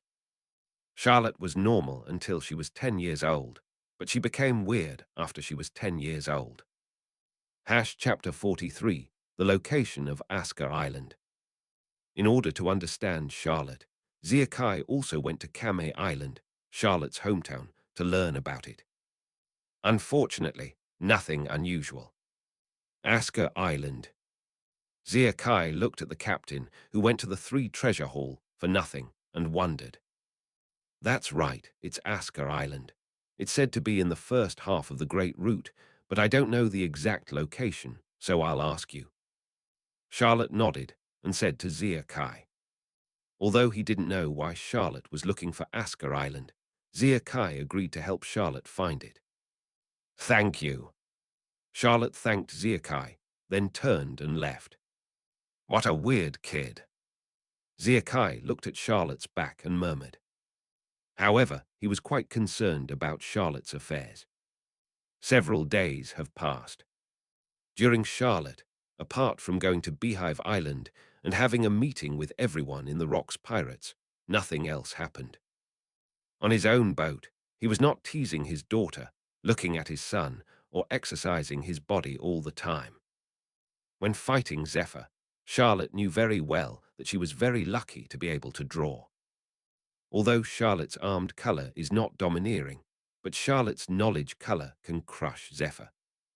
Whether it is mind reading during battle or predicting danger and avoiding it in advance, it is a breeze. In addition, his domineering aura has been released all the time, which interferes with Zephyr's knowledge, making him unable to predict. He can only contend with the power of his physical body and armed arrogance. This is also the reason why Charlotte can fight against Ping Zephr. All in all, a lot of moisture. Blue, blue, blue. Charlotte, who was exercising her arms at the bow, heard the sound of the phone bug placed on the bow. Is this from Zephr? Charlotte asked next. Hey, Shaggy.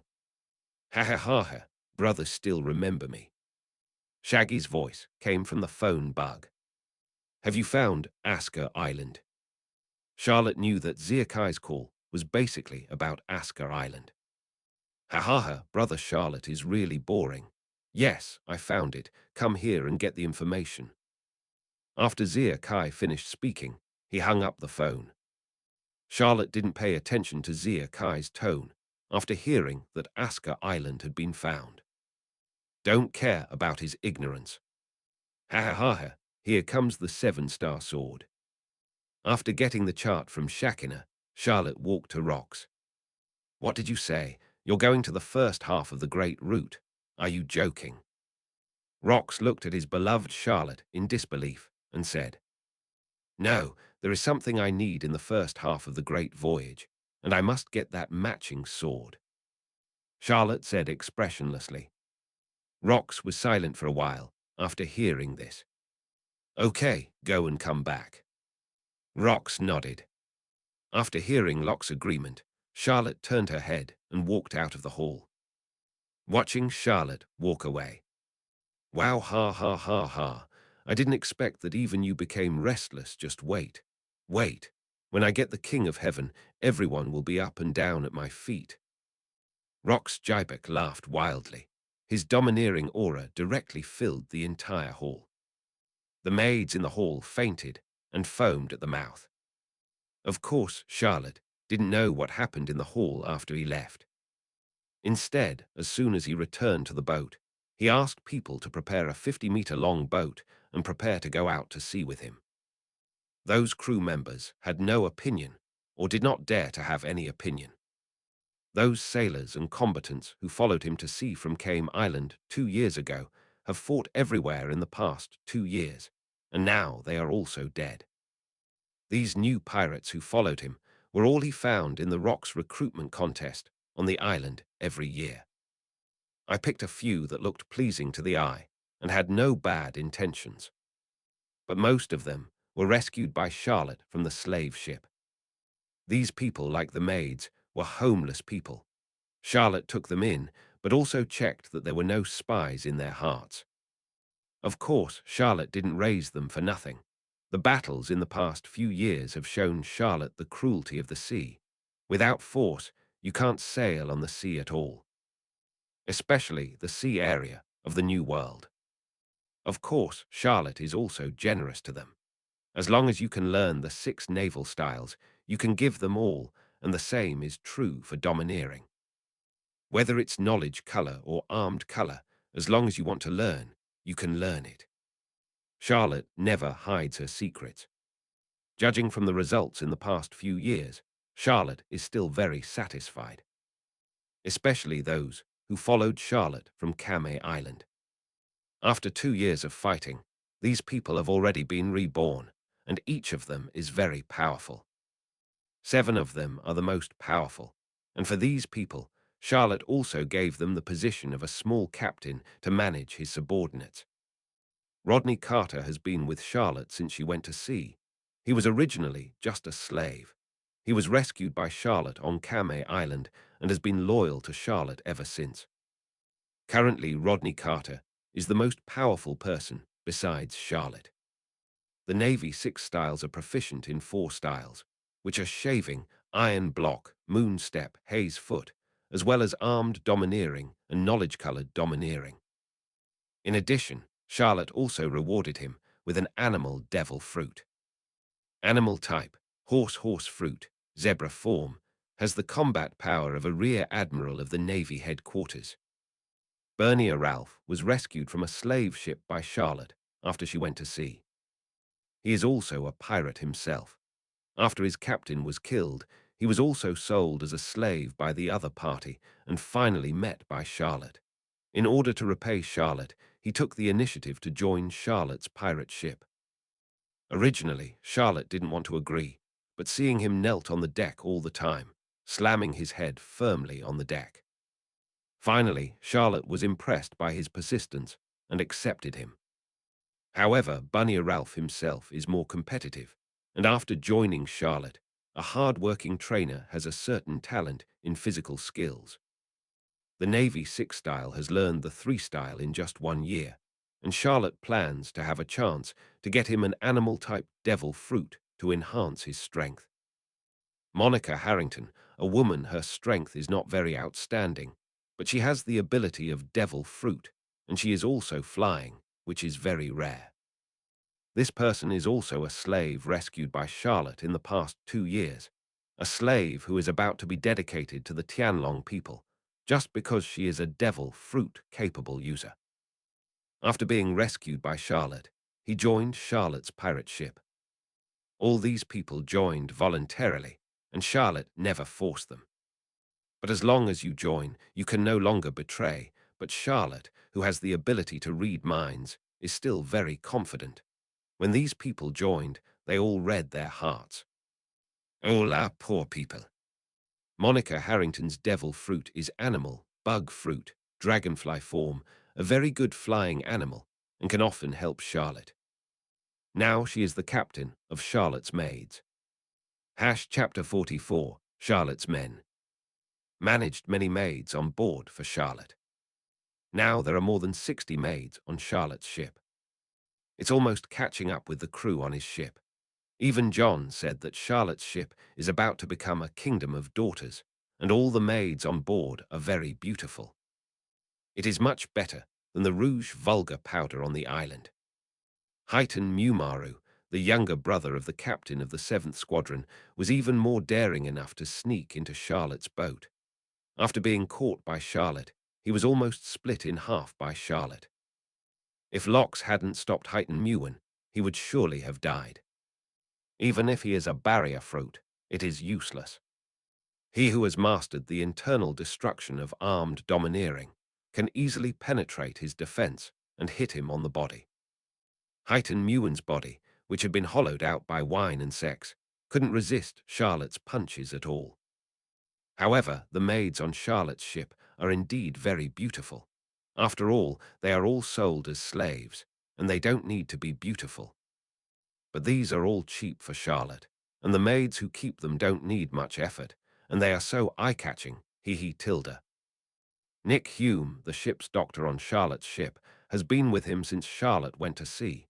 His medical skills are still very good, and he can cure any common disease at sea. He is also a sniper with steady marksmanship. But the age is too old, already more than 50 years old. Now he is in charge of teaching the maids around Charlotte to study medicine.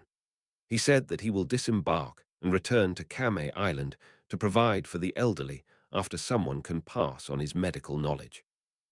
For this reason, Charlotte also promised that after he taught a few maids, Charlotte would give him a bonus of 1,000,000 Baileys so that he could spend his old age peacefully.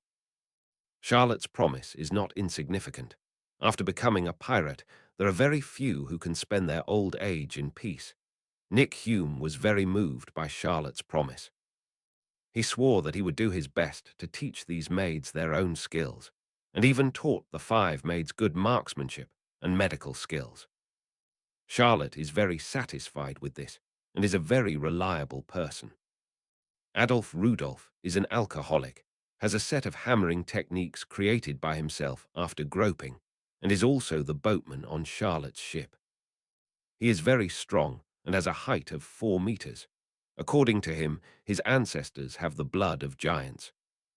It was Charlotte who recruited it from a shipyard in a kingdom, and it was the only time Charlotte took the initiative to solicit. A shipbuilder whom Charlotte met when she led her crew to invade the island has rich experience in shipbuilding. After Charlotte knew this person, she took the initiative to recruit him. With a jug of wine, he recruited him to his subordinates. Now he will repair his own ship after any loss, and Charlotte will use fine wine as a reward. In fact, he joined Charlotte's pirate ship. It is better to say that it is an employment relationship. Charlotte provides fine wine, and he is responsible for shipbuilding. As for the other 2 people, they were all selected from the Rock's recruiting conference. Different from Golden Lion, Shiji, and John, when they pick, hundreds of people will join. Originally, Charlotte didn't intend to participate. She just wanted to be a spectator. But in the end, the 2 of them were just like those fans in the previous life. It was after hearing that Charlotte was a swordsman, they all offered to join Charlotte. As for why it was Charlotte, they also gave the answer. Golden Lion Shiji is a person with fruit ability, and he cannot be regarded as a simple great swordsman. Although Silver Axe can also be regarded as a great swordsman, he uses an axe. And what about Wang Zhai? It was because they disliked that Wang Zhai was too old, not as young as Charlotte, and certainly not as bright as Charlotte in the future. Among the following captains, only Charlotte was in line with their wishes. She was a pure swordsman without fruit ability and was very young, only in her teens. Although she was not a great swordsman, with Charlotte's aptitude, the world's #1 swordsman in the future is definitely Charlotte. Afterwards, these 2 teenagers joined Charlotte's command with yearning for the future great swordsman. This made Zia Luo never expect that she would be so famous in the circle of swordsmen because of this incident. There are so many admirers. The 2 of them are Paul Bunyan and Isaac Marlowe, and they use one-handed swords and two-handed swords respectively. How about strength? Meeting small soldiers is like chopping melons and vegetables for them. Those who are a little stronger will not be able to fight. And he is just a swordsman. He once worshipped a sword gym, learned swordsmanship in the sword hall for several years, and his foundation is very good. Otherwise, Charlotte would not accept it. After following Charlotte, the 2 also came to ask Charlotte some questions about swordsmanship from time to time. This excited the 2 of them. After all, they can get the guidance of the swordsman, which makes the 2 who are still wandering around the swordsman very excited, even showing off everywhere. For example, the students in the sword hall before. And those students all showed envious expressions when they heard that someone was able to get the guidance of Jianhao. After knowing that the person who is willing to guide the swordsman is Charlotte, the blood sword master of the Rocks pirates, which is well known in the sea, he is even more excited. Now there are only a few famous swordsmen in the sea. So is the great swordsman. But it is even more difficult to join. Like Roger pirates, it is basically impossible to join the Roger pirates and let Roger and Rayleigh guide them, and it is not certain whether they can be found. Floating on the sea every day without a fixed location, this makes those swordsmen who want to become swordsmen extremely helpless. As for the Rocks pirates, it's not like they haven't thought about it. You must know that when Deoxy's death is fine, but they can't die in vain. As far as the brutal carders of Locks are concerned, there are few normal swordsmen besides Charlotte. A golden lion Shiji who doesn't take the lives of his subordinates seriously, or a group of John Silver Axe Kings who gather for treasure. Joining them is simply too long a life, as long as a more rational swordsman will not choose to join them. And after Charlotte made an opening, under the propaganda of Paul and Isaac, countless swordsmen wanted to go to sea to join Charlotte's command and seek Charlotte's guidance.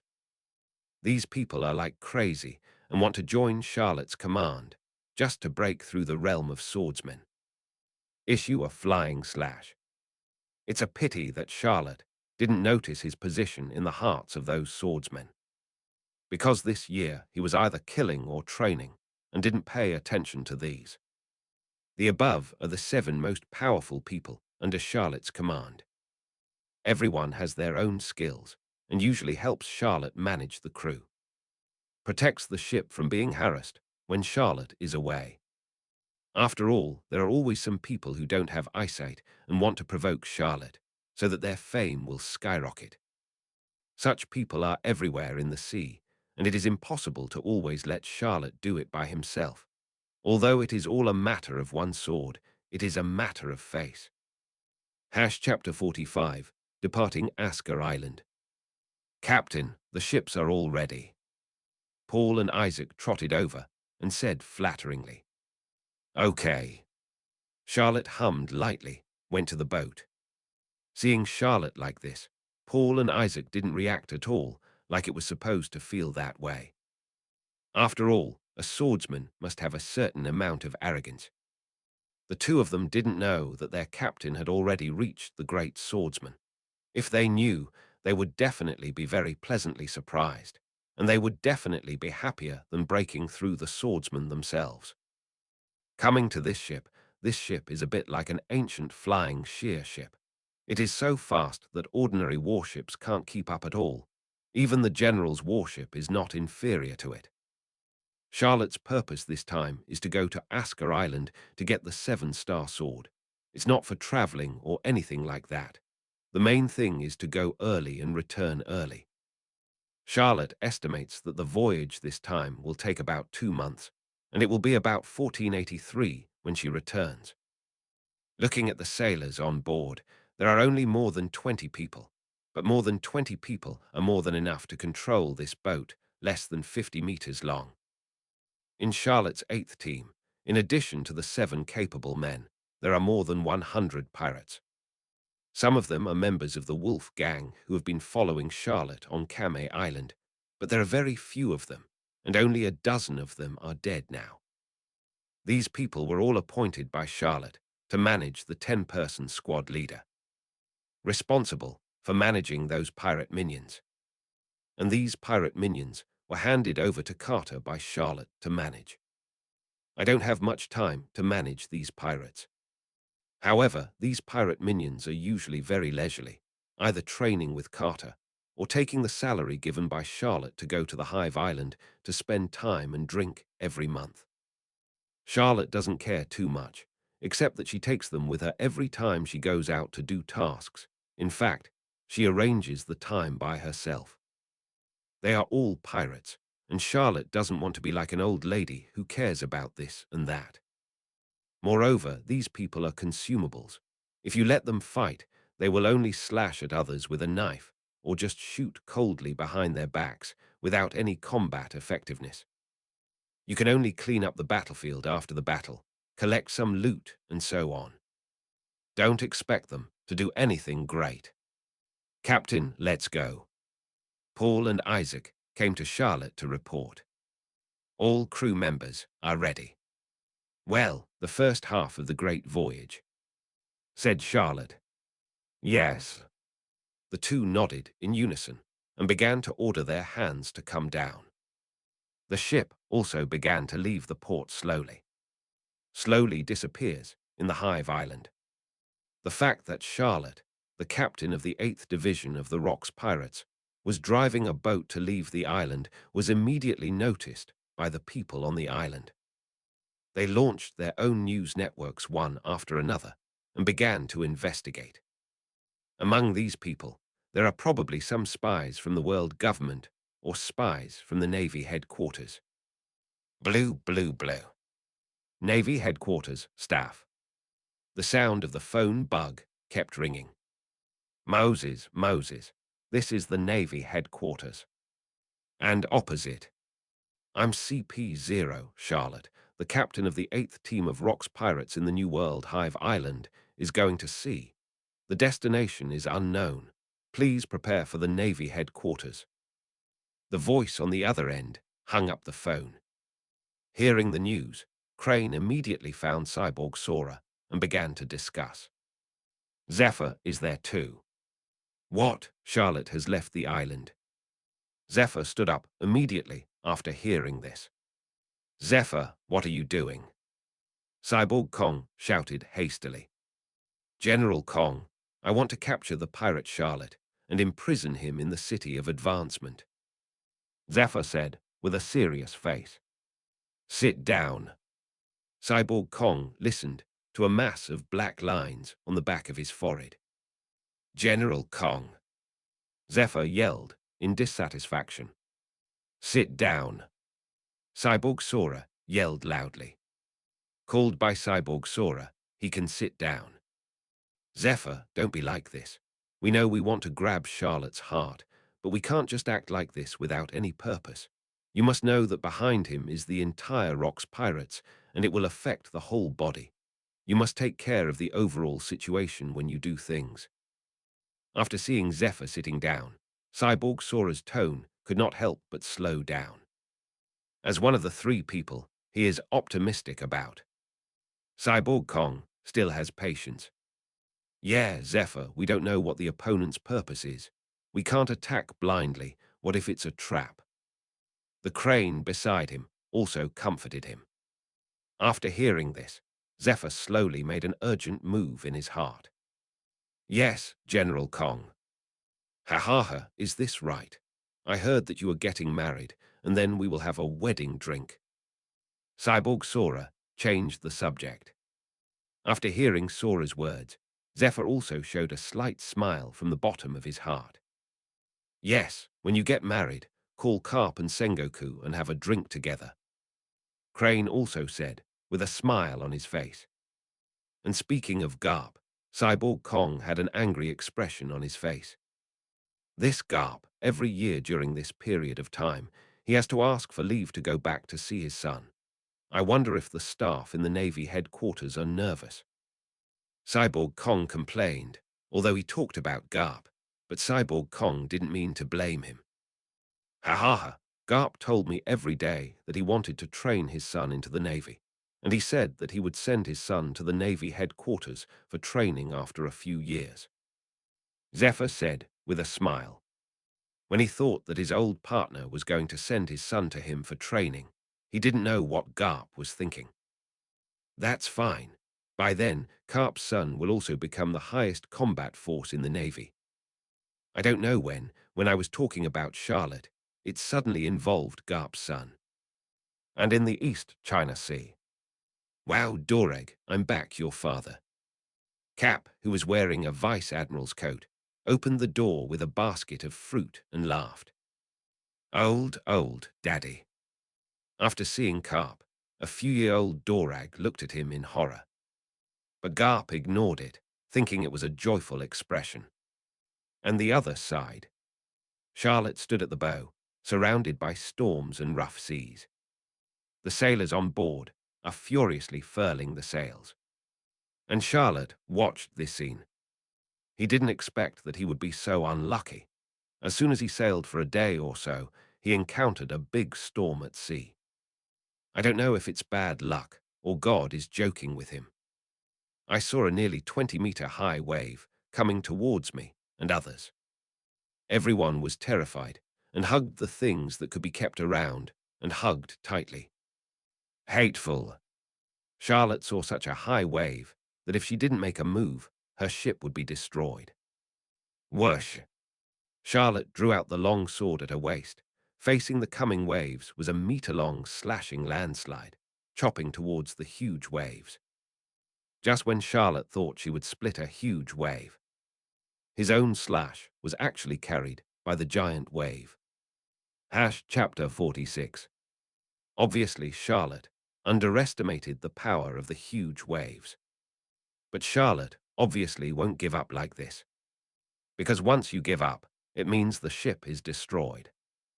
Of course, Charlotte will definitely not die immediately. At least she must persevere. Whoosh! Whoosh!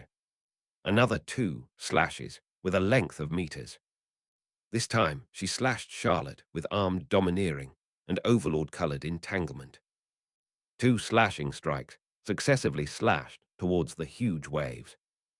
But this time, the effect was really remarkable.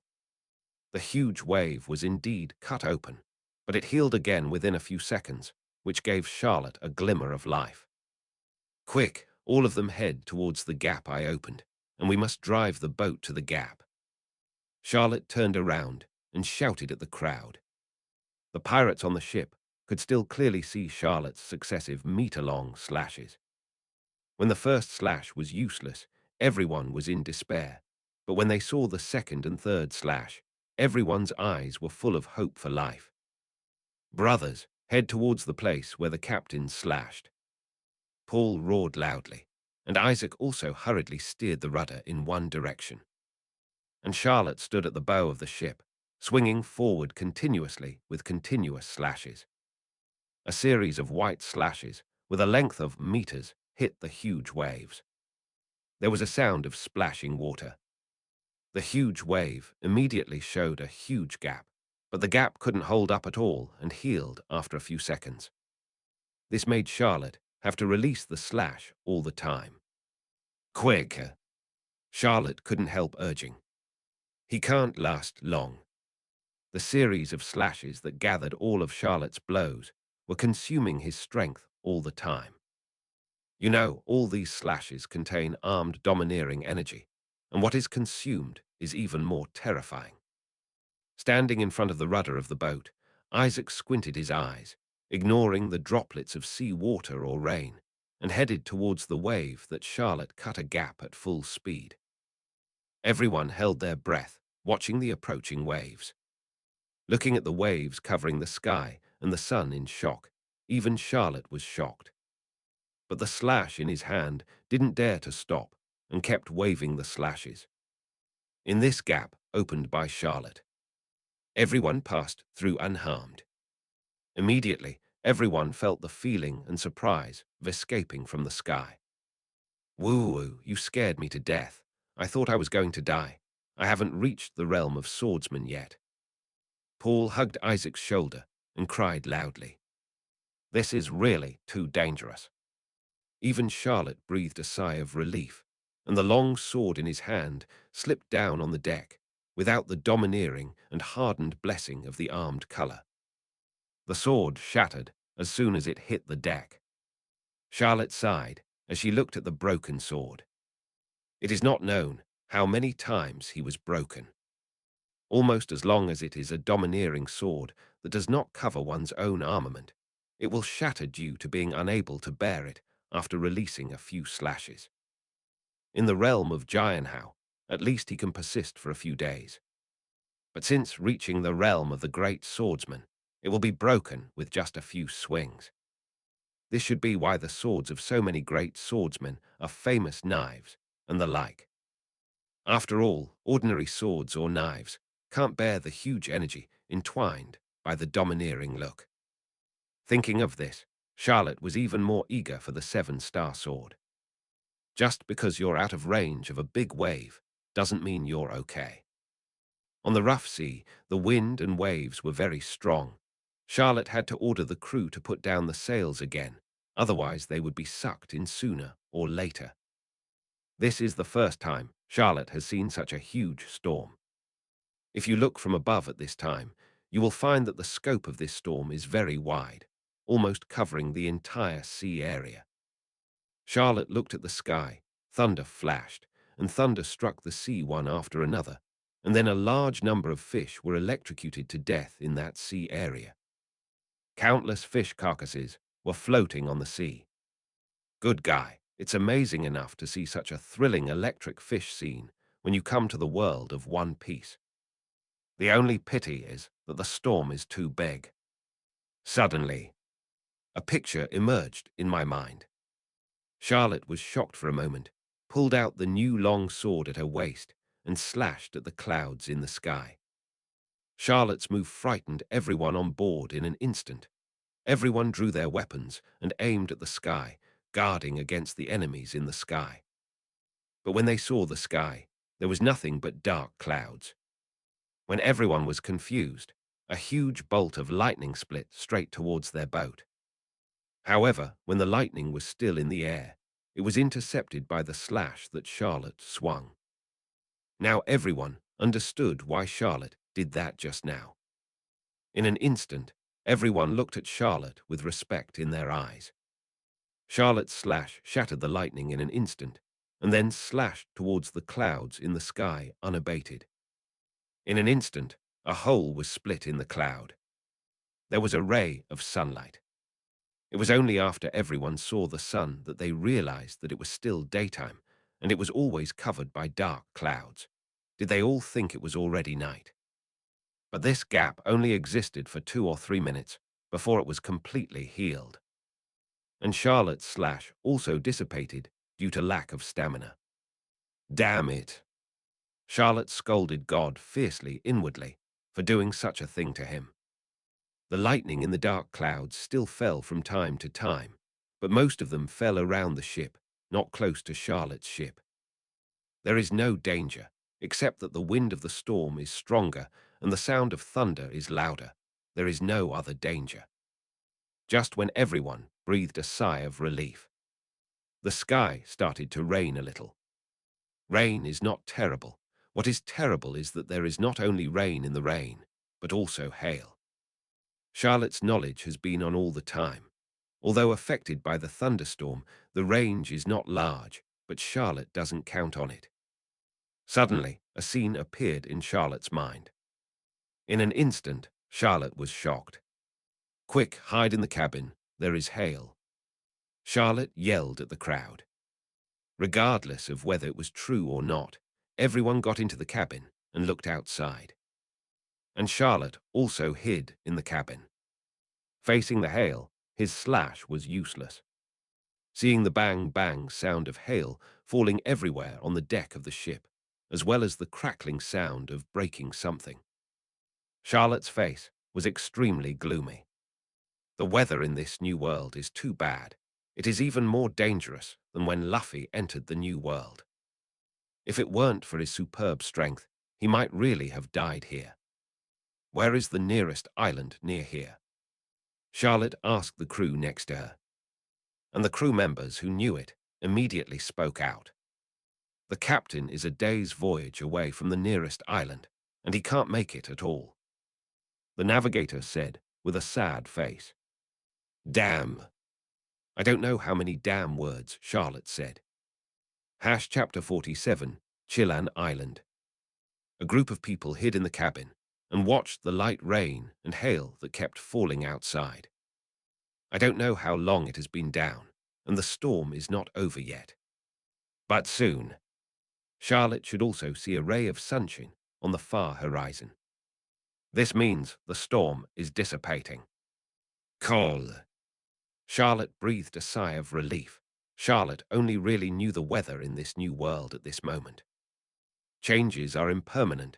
This god can turn his face faster than turning a book. It's not that Charlotte hasn't encountered storms in the past, but he hasn't encountered one as big as this. Fortunately, the ship was strong, otherwise it would have been disintegrated by the storm. It's been a long time. A ray of sunlight shone on Charlotte's boat, and also shone on Charlotte's face. Feeling the warm sunshine, Charlotte's heart just let go. Charlotte didn't know how long she had been in the storm, but it felt like a long time, at least 7 or 8 days, before she saw the sun. Looking at the calm sea in front of you, and the breeze on the sea. "Let's go, Fishman Island," Charlotte yelled. Yes. More than 20 crew members controlled the sails and started the voyage. Looking at the busyness of the crowd, Charlotte secretly prayed in her heart that no more accidents would happen. Fishman Island is the only way to the first half of the Great Route.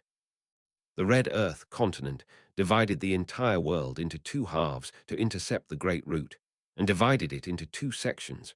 One was the first half of the Great Route, and the other was the second half of the Great Route. And Charlotte only has 2 ways to go to the first half of the Great Route. One is to take the special channel of the world government. The second is to coat the ship, dive into the sea, and enter the first half of the Great Route through Murloc Island. Going the way of the world government, unless Charlotte wants to surrender, don't even think about it. He is a pirate. So the only way to go is the Fishman Island, but the Fishman Island is also extremely dangerous. Every year, % of the boats passing by the Fishman Island will perish in the sea. Basically, without exception, they were attacked by sea kings, causing the ship to be destroyed. After all, Fishman Island is meters below the sea. There the ship was wrecked, and no one was spared. So this road is also extremely dangerous. But Charlotte can only go that way if she wants to get to the first half of the great voyage. The ship sailed on the sea for 3 or 4 days. During the period, I also went to the island to replenish supplies. But obviously not so good. When seeing Charlotte's relatively immature face, almost everyone knows Charlotte. After seeing Charlotte take the boat to the island, countless people on the pier fled. After all, now that Charlotte has sailed to the first half of the New World, there are still relatively few pirates here, and they are under the protection of the Navy. This islander is far from the same as the later generations, so it's not surprising. But Charlotte didn't meet them either, and boarded the boat after replenishing supplies. This time Charlotte did not choose to hang the pirate flag for convenience. "Captain, we've arrived at Killan Island. It's ready for coating." Paul came to Charlotte to report. Let's go to shore for coating." Charlotte nodded. The boat slowly docked. And on the shore. "Yo, there's a boat coming. Hopefully it's for coating." A group of people with nothing to do sat on the shore and watched the slowly approaching boat and said, "These people are all coaters, and they sit on the shore every day waiting for business to come to their door. Coater, come on, coat this ship." As soon as Paul touched the shore, he shouted at the coater on the shore. "Okay." The coaters got up instantly when they heard this. "My lord, use me. I'm cheap. The coating only costs 100 Baileys." "My lord, use me. Use me, I only need 90 Baileys." My lord, don't believe what they say. It's so cheap. How can it be safe? Use mine. I only need 150 million, and I guarantee that I can pass through Murloc Island safely." The ship was surrounded by coaters, all of whom were introducing themselves. Charlotte listened excitedly, and also came to the side of the boat to watch these coaters. But the moment the coater saw Charlotte, he was stunned and didn't react immediately. Blood sword master Charlotte. It's the pirate Charlotte." A coater recognized Charlotte and shouted instantly. But he ran away immediately after shouting, not even needing tools. "What is the pirate Charlotte? Run." After a while, all the coaters at the port of Killan Island ran away, and there was not a single one left. Forrid. Paul looked at Charlotte speechlessly. What should I do? Charlotte was also taken aback. This. Are you so scary? Let's go. Go to the island and have a look. By the way, put up a sign and look for a coter. Charlotte ordered. Then he took people onto the island. Why he had such a big notoriety. He wanted to see it. When he came to the small town on the island, this town was similar to his hometown Kame Island, but there was no big mountain. It was just an ordinary island. Walking into the small town, everyone is orderly opening shops on the street. This is a consumer island. Obviously, it is for the service of customers.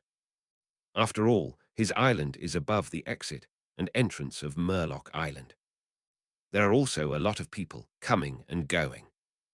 As soon as Charlotte and his group entered the island, everyone looked at the entrance of the town. After all, there are quite a dozen people in Charlotte's group, and everyone has a weapon in their hand, so it's not easy to mess with at first sight. Maybe it's a pirate. Ziaxiexia Charlotte, Bloodsword Master Charlotte. Some of these people immediately recognized the identity of the leader Charlotte. After all, he has only been on the hot search for less than a month. The battle with Zephr was reported by Morgans, but everyone was shocked. Among them, only the people in the New World paid the most attention. After all, it was right in front of them. The thieves didn't even know when they called. Quick, run! The Rocks pirates have invaded. In the shout of one of them, everyone reacted. They all dropped the things in their hands and ran away. Woo! In the panic of the crowd, those children were the most unlucky. They were still playing on the street, and suddenly everyone disappeared, leaving only Charlotte and his party at the gate of the town. Those who escaped hid in their homes. Charlotte's domineering look was swept away, and she smiled disdainfully. If there are really pirates invading, do you think it's safe to hide at home? Wrong. Hiding at home is often the most dangerous. Those pirates would break into the house and loot everything. Charlotte walked up to the front alone, looking at a baby crying in a cradle in front of a fruit shop. Probably because of the absence of the parents, the year-old is terrified. Charlotte walked forward and stroked it gently with her hand. The 2- or 3-year-old baby stopped crying after seeing Charlotte. Chapter 48, Coating. All those who watched Charlotte at home gritted their teeth. Because in their view, the baby who stopped crying was probably killed by the pirate in front of him. After all, in their view, pirates are cruel and heartless. Charlotte's hand, caressing the baby, reminded him of his 2-year-old daughter, Est. Good, don't cry, don't cry. After Charlotte comforted the baby, she turned and left, not paying attention to the baby anymore. Charlotte came to the center of the street and looked around. Almost everyone is watching all this from the cracks in the doors or windows of their homes. They all want to see what this big pirate named Charlotte wants to do. Charlotte took a deep breath. Listen, everyone, immediately send 10 coaters to coat me, otherwise the island will be slaughtered. Charlotte's domineering look was released lightly, but not all of it was released. It was just intended to force them. This domineering arrogance caused all ordinary people to change their expressions, as if someone had strangled him by the neck. Everyone held their breath and dared not speak. Charlotte frowned slightly, seeing the expressions of everyone around her domineeringly. Seeing everyone is turning a blind eye. Whoosh! Charlotte pulled out the long sword at her waist and then waved her arm. A slash flew out and ploughed along the end of the street. Wherever the sword energy passed, whether it was the floor tiles on the street or the shops along the street, they were all destroyed by this sword energy. After Giant Kai left, the ground seemed to have been ploughed. In the end, the sword energy hit a building at the end of the street. The building was shattered in an instant, and the house collapsed directly. All the people hiding inside were buried alive without exception. The reason why Charlotte swung this sword. One is to frighten this group of people and make them obediently coat themselves. The second is because the person hiding in the building is actually calling the phone bug, and listening to his words, it seems to be a spy of the world government. When encountering this kind of spy, Charlotte, of course one will kill the other. I'll say it again, immediately send 10 coaters over to coat my ship, otherwise Tudor, my patience is limited. Charlotte's cold voice spread throughout the audience. Everyone was frightened by Charlotte's words, and none of them dared to come out. Charlotte's brows furrowed deeper and deeper. Shame on your face, right? Just when Charlotte was about to continue the meeting, a voice sounded. Wait, let me coach you. Let these townspeople go. A voice sounded from behind Charlotte and the crew. Charlotte turned her head to look, and those crew members also turned around one after another. The same voice also attracted other attention. Conan, why did he come out? Apparently, some of the townspeople knew him. Looking at Charlotte, a young man came out with a bucket and a brush in his hand. Do you know how to coat? Charlotte looked at the boy in disbelief. Yes, my family's coating is an ancestral craft, and I have helped many people with coating. Conan said nervously. Just you? Charlotte continued to ask. Conan nodded upon hearing this. Yes, it's just me. Seeing that only this young man was willing to come out for coating, Charlotte had no choice. Could it be that he really wanted him to slaughter the island? Although Charlotte has killed many people, but never took the initiative to kill civilians. Maybe sometimes civilians were accidentally injured. After all, those who can fight Charlotte are basically good players, and the aftermath of the battle may affect these people. Charlotte can only express her apologies for this, and she will not have any emotions in the future. Charlotte usually kills soldiers, nobles, businessmen, and the like. Sometimes the king will kill some when doing tasks, but not many. In fact, to be honest, there are still very few people who died in his hands. Basically, all of them were killed by his subordinates, and he was only responsible for killing hard bones. But such hard bones are rare. Only those who don't have a good eye come over to provoke him, and he will deal with it smoothly. That's all right. After coating my boat, I will let the people on this island go. Charlotte promised. Is this true? Conan asked uncertainly. After Conan asked this sentence, he immediately regretted it.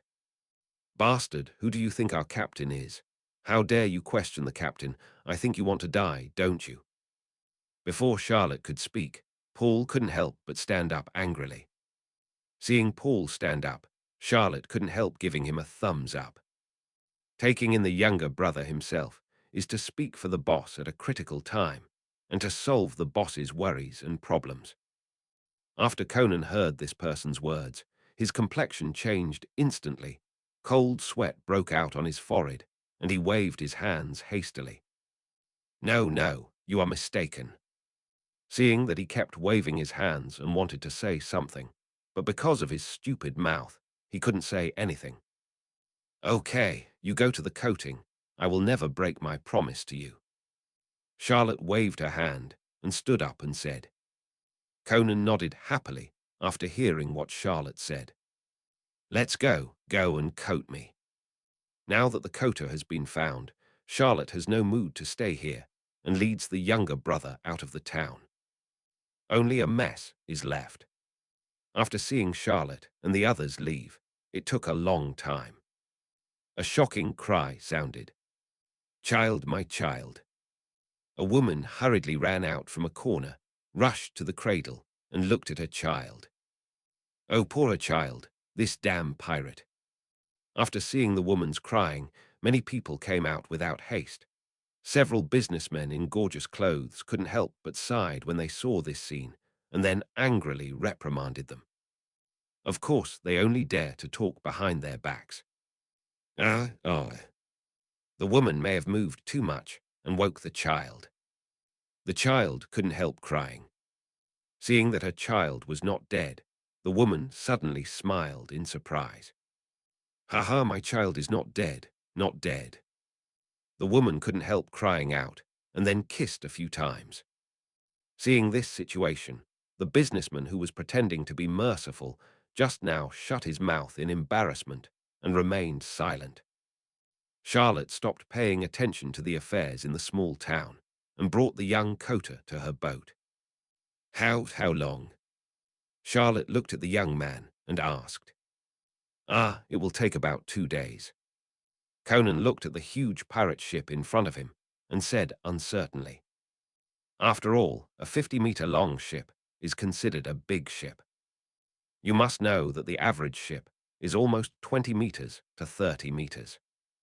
This 50-meter boat was a bit beyond his imagination.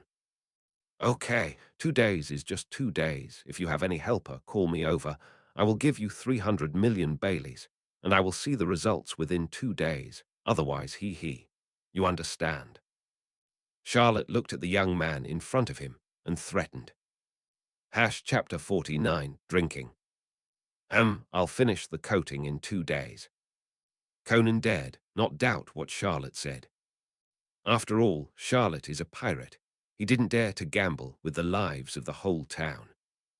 Charlotte entered the cabin, and the coating was nothing to look at. "Go back to sleep." Boss, can we go to the tavern in town for a drink?" Paul stepped forward cautiously, looked at Charlotte and asked. Charlotte looked at Paul, and then at the hopeful eyes of the crew behind Paul. I also thought that it was almost half a month since I and others sailed at sea, and it was time to relax. Let's go together. Charlotte also wants to have a drink." Seeing that the boss was also interested, Paul waved his hand with a smile on his face. "Boss treats you." Paul started booing, wanting Zirlu to pay for it. "That's right, boss treats you." More than 20 crew members also started to shout. Seeing the booing of more than 20 people, Charlotte smiled. "Let's go, I'm treating guests today, let me have a drink." With a big wave of her hand, Charlotte took the lead towards the tavern in the town. Watching Charlotte enter the town with more than 20 pirates, Conan looked at the town with some concern. But there is no way to stop it. I only hope that these pirates can keep their promises. More than 20 people from Charlotte walked into the town again, and the townspeople who had walked out started running away one after another, not daring to stay. Seeing that everyone ran away again, Charlotte was very speechless. Then, shave. Charlotte tapped her toes, disappeared instantly, and jumped in front of a running townsman. Grabbed his collar. "Hi, where is the tavern in this town?" Charlotte looked around, but didn't see the sign of the tavern, so it was easy to find someone to ask. It's just that the way to find someone is a little different. The townsman was caught in Charlotte's hand and did not dare to move, screaming in panic. "You're screaming and digging out your tongue." Charlotte looked at the townsman and threatened fiercely. After the words fell, the townsman covered his mouth in an instant. He looked at Charlotte in horror. "One more question. Where is the tavern?" Charlotte looked at the townspeople with fierce eyes and said, The townspeople pointed in one direction with trembling fingers. Charlotte looked in the direction of the townspeople's fingers. The color of knowledge swept over in an instant. A very large tavern stands quietly in an alley. Moreover, Charlotte's knowledge spread slightly, and there were at least 5 or 6 bars nearby. Charlotte let go of the townsman's collar and threw him aside. "Take more than 20 brothers to the tavern." Bump! Charlotte kicked open the door of the tavern. "Boss, serve all the good wine and food in your store." Charlotte stood at the door of the tavern and shouted, "Good food and wine." The more than 20 pirates behind them also shouted happily in unison. "Everyone, my lords, inside, please." The waiter in the bartender's clothes walked forward tremblingly and said tremblingly in front of Charlotte, "Straighten your tongue, otherwise cut off your tongue and make wine for me." Charlotte looked at the bartender viciously and threatened. "Ah, my lord, please spare me." The bartender knelt down on the floor in an instant, begging for mercy loudly while kowtowing. "God!" Looking at the sweaty bartender, Charlotte was speechless. Ding, ding, dang. A rush of footsteps sounded from upstairs. "My Lord Charlotte, my Lord Charlotte, my subordinates contradicted you. I will apologize to you. Your lord will spare him a lot this time." Charlotte looked up and saw a crew-cut man in a tuxedo walking down quickly. He looked at the man, who was walking forward quickly. "Are you the boss here?" Charlotte asked lightly.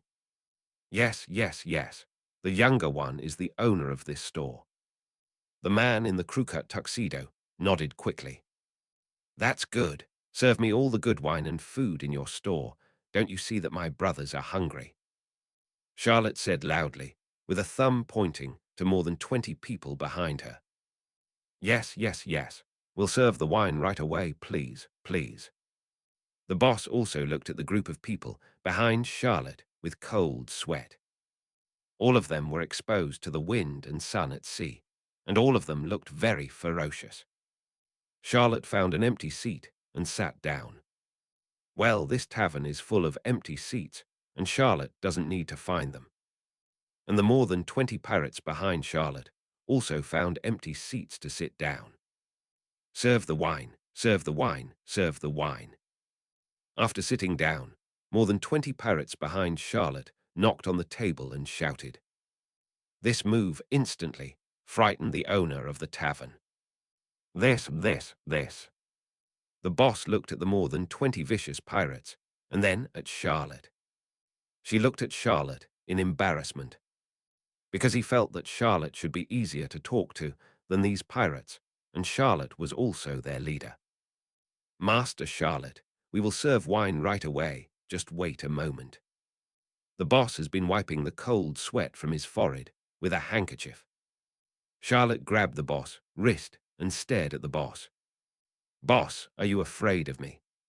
Charlotte asked blankly. Seeing Charlotte's sudden question, the boss turned pale with fright, but he was still the owner of the shop anyway, so he calmed down and looked at Charlotte with a smile on his face. "Look at what you said, my lord. You are a big pirate at sea, a big pirate with a bounty of 5,000 million. Can I, a hotel owner, not be afraid?" The tavern owner laughed dryly, feeling very flustered, and his eyes were also erratic. After hearing this, Charlotte let go of the tavern owner's wrist. "Ha ha ha ha, is that so? Didn't you expect my reputation to be so big?" Charlotte laughed and said, the smile on her face couldn't stop. "Ha ha ha, boss, you are now a felon wanted by the Navy. Ha ha ha." Paul looked at Charlotte and laughed. Charlotte was not angry at Paul's urging. "Where's the wine? Serve the wine quickly." After Charlotte's voice fell, the waiters put bottles of wine in front of the pirates. Charlotte directly opened a bottle of wine that she didn't know what it was, and poured it into her mouth as soon as she raised her head. After a while, every drop of the bottle of wine entered Charlotte's stomach. Okay, the captain is good at drinking. After Charlotte took a bottle of wine, the subordinates beside him applauded. "Ha ha ha ha, drink. My treat. I won't return tonight if I don't get drunk," Charlotte said boldly. The reason why Charlotte grabbed the tavern owner's wrist just now was to use mind reading to find out if the tavern owner was tricky. After checking, I found that the boss was the same as me back then, just the boss of the gang in this area, who ran several taverns in the surrounding area. I don't have any bad intentions. I just want to serve myself, the god of plague, so that he can leave quickly. For his thoughts, Charlotte didn't care at all, and after realizing that there was no problem, Charlotte let go. Chapter 50, How Much Money? After a night of partying. The next day, Charlotte woke up from the wine table and looked up at the surrounding situation in a daze. The lobby of the tavern was full of men lying on the ground, twisted and crooked. There was a sudden urgency to urinate, and Charlotte hurried to the toilet to solve it. After a while of relaxation, Charlotte only felt refreshed. Go straight back to the lobby. Master Charlotte, you are awake. The crew-cut boss immediately stepped forward and asked with concern. It's not that he cares, but he's afraid that he won't treat this young master well, and he's worried that he'll be offended. Charlotte grabbed the boss's hand. Get me something to eat and a bowl of hangover soup. Charlotte looked at the store owner and ordered. Okay, I will immediately order my subordinates to do it. Being grabbed by Charlotte like this, the boss panicked again in an instant. But Charlotte just smiled and let go. Go to a clean table aside and sit down. In a short while, a waiter carefully brought a bowl of hangover soup to Charlotte's table and put it down, then left quickly. Seeing Charlotte curled her lips. In this situation, Charlotte has nothing to do, but it will not change until after more than 10 years of pirates, especially after Roger embarks on a great voyage. At that time, 5 or 6 of the 10 ships in the sea were pirate ships, and these people will get used to it by then. After Charlotte drank a bowl of hangover soup, she woke up. Not long after, the waiters brought a large plate of barbecue to Charlotte's table. Looking at these barbecues, Charlotte's saliva almost flowed out. Picking up the barbecue, he poured it into his mouth without fear of being hot and swallowed it in one gulp. The waiter next to him was dumbfounded and froze there. What are you doing in a daze? Serve the food. Charlotte looked dissatisfied at the stunned waiter. I just had a good time eating it. It's a shame that it stopped. Yes, yes, yes. The waiter ran back in a panic after being called by Charlotte. Watching the roast meat, swallowed without even chewing. The boss, standing on the second floor, watched all this secretly. What a monster! While Charlotte was eating barbecue, some of his subordinates woke up one after another. Boss! Paul sat down in front of Charlotte and reached out to grab it without hesitation. But Charlotte grabbed his hand immediately. Paul froze and then just felt turned upside down. Bump! Paul was thrown out by Charlotte with a flick of his hand and hit the wall heavily. It doesn't matter how big or small, I dare to grab my meat. After Charlotte finished speaking, she continued to eat. Paul! The people next to him saw Paul's disfigurement and hurried to check. Charlotte didn't play hard. Hi, Tilda. The boss gasped and contributed to the global warming of One Piece world. Are these pirates so cruel? The boss stood on the second floor and watched all this in shock. Cough, cough. Paul crawled out of the ruins and couldn't help coughing twice. Then he stood up vigorously. He hurried to Charlotte. Boss, how can you do this? Paul looked at Charlotte with an aggrieved expression and said, Humph. Charlotte ate the food and ignored Paul. Seeing that the boss ignored him, Paul also shrugged and left. Boss, quickly bring me all the food. You want to starve your uncle to death, right? Paul had to take his anger out on the boss. The boss, who was standing on the second floor watching the show, was sweating coldly on his back. Wait a minute, come right away. The boss hurriedly greeted the chef to make it quickly. He even gathered the chefs in the surrounding taverns and restaurants. Hiccup, Tilda. Charlotte burped. She was full and her stomach was getting bigger. Then, under the shock of the boss, Charlotte's stomach shrank back again. This. The boss doesn't know what to say anymore. What a monster. The boss can only say so. Suddenly, the boss had a flash of inspiration. Other strong ones, very edible. The idea suddenly came to the boss's mind. Should he eat more? The more I thought about it, the more I felt that I was right. He decided that he must eat more meals in the future. Charlotte didn't know what the boss was thinking, so she put her foot on the dining table, picking her teeth with that toothpick. Isaac, go and get the money in the cabin and pay the bill. How much is the boss? Charlotte said while picking her teeth. My lord, a total of 290 million Baileys. As soon as he heard about the money, the boss hurried downstairs with a smile on his face, stood beside Charlotte and said, Did he think he lost money on this order? I didn't expect that Lord Charlotte would pay, so the pirates would pay too. Parjay. The wine in Charlotte's mouth sprayed out directly and sprayed on the boss's face. The wine on the table was also put down. How many? Charlotte asked in disbelief. A total of 290 million Baileys. My lord, I will count you 3,000 million Baileys. The boss resisted the urge to beat someone and said with a smile, He has grown up so much, and he has never been splashed with alcohol since he took over the gangster from his dead father, let alone being sprayed with alcohol. If he couldn't beat Charlotte 100%, he had to let Charlotte know about the top 10 tortures on Checker Island. How come there are so many? Charlotte looked at the boss in disbelief. If he didn't explain why the hiccup came, he insisted on letting this profiteer know how powerful he was. My lord, the wine you ordered yesterday was the best wine in our shop, collected from all over the world, the East China Sea, the South China Sea, the West Sea, the North Sea, the first half of the Great Sea Route, the New World, all the good wines in our shop. You are on it, so it is more expensive. The boss said cautiously. Looking at Charlotte's face, his heart sank. He couldn't afford it, could he? The big pirate, with a bounty of 5,000 million Baileys, can't even pay 3,000 million Baileys. He didn't believe it. Charlotte looked at the boss, gritted her teeth and said, Isaac, go to the 3,000 million Baileys on the boat.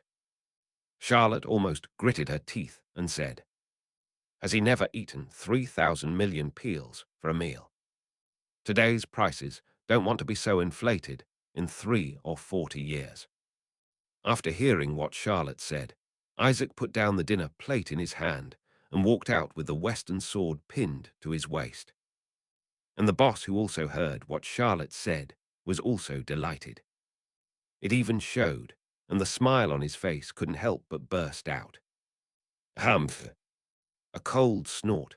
Immediately the boss put away his smile and immediately stood beside Charlotte without saying anything, fearing that Charlotte would change his mind because of his actions. This profiteer. Charlotte cursed inwardly.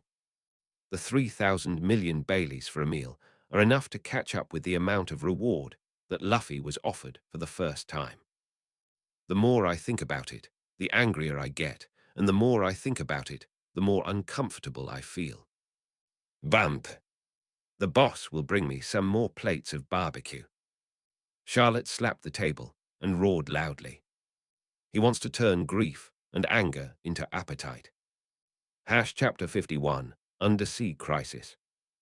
2 days in Checker Island, nearly 5,000 million spent, drained half of Charlotte's Bailey.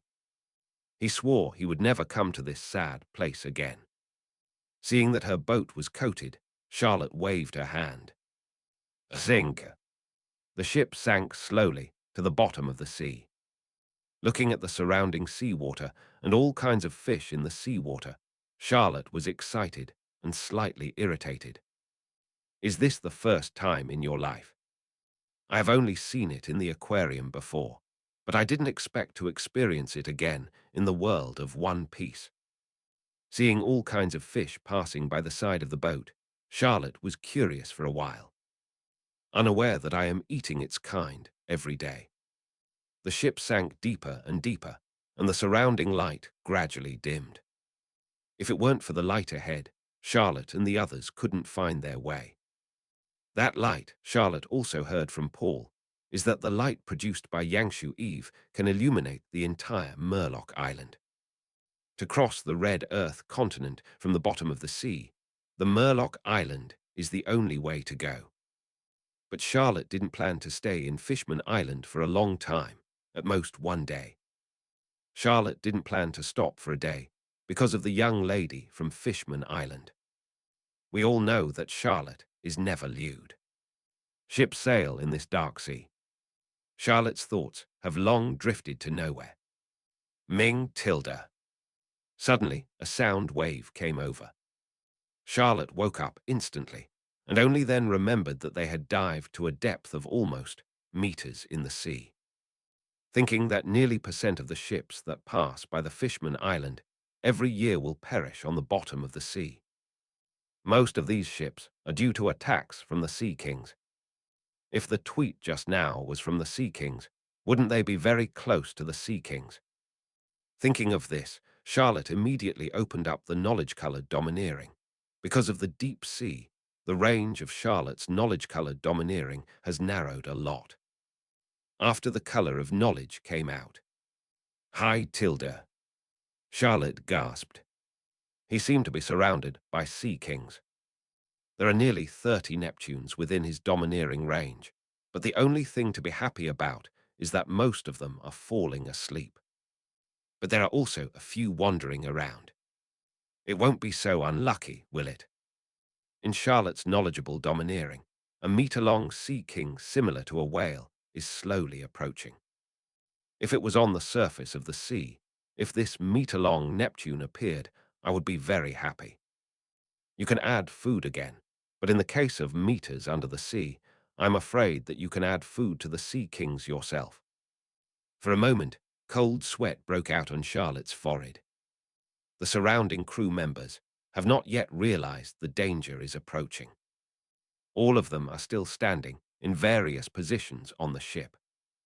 They were not in the mood to play, after all. In this gloomy environment, there was nothing but darkness, and if it wasn't for the lights on their boat, they wouldn't be able to see each other.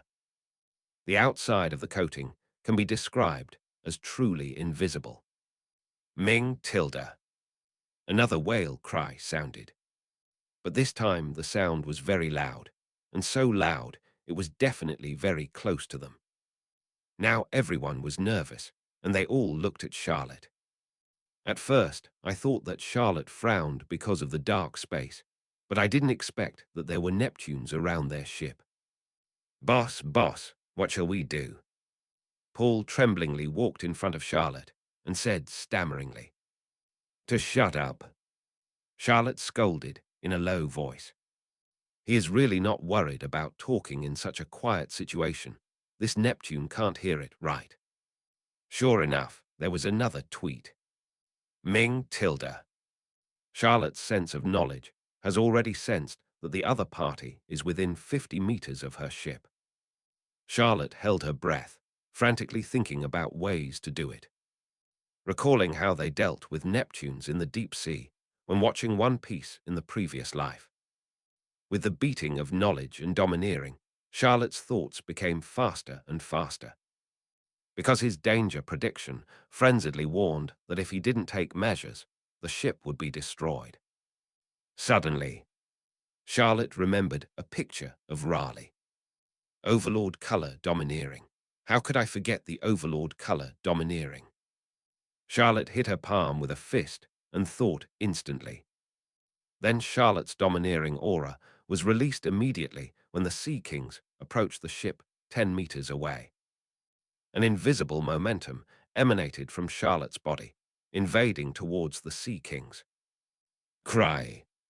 A panicked cry sounded, and the huge Sea King on the meter level flicked its tail and hurriedly swam towards the opposite side of the ship.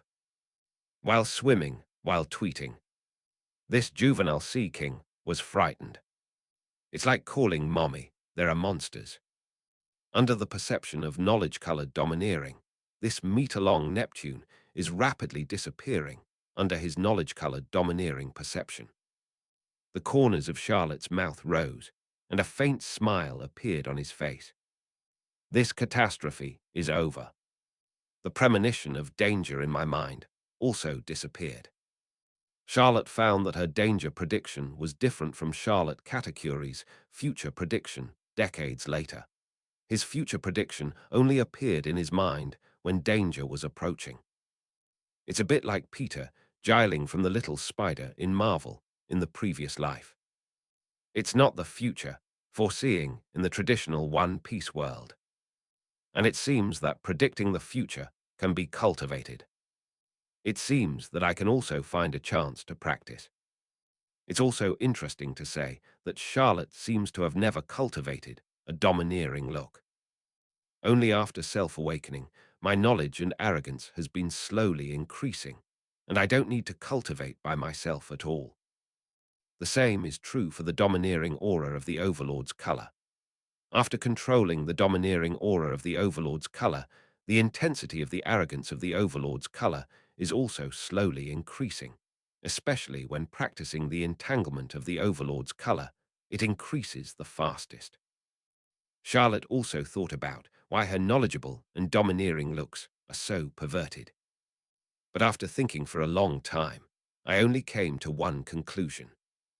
That is when he was a time traveler, his soul plus the original dead soul of Charlotte merged into one, becoming stronger than ordinary people. Twice the soul of another. This also explains why Charlotte's knowledgeable and domineering colors are so strong. And Charlotte is very familiar with the return of life. After learning the 6 styles of the Navy, it is very easy to control the return of life. This should also be because of the strength of one's own soul, and it is very easy to control one's own body. This is why Charlotte becomes stronger so quickly.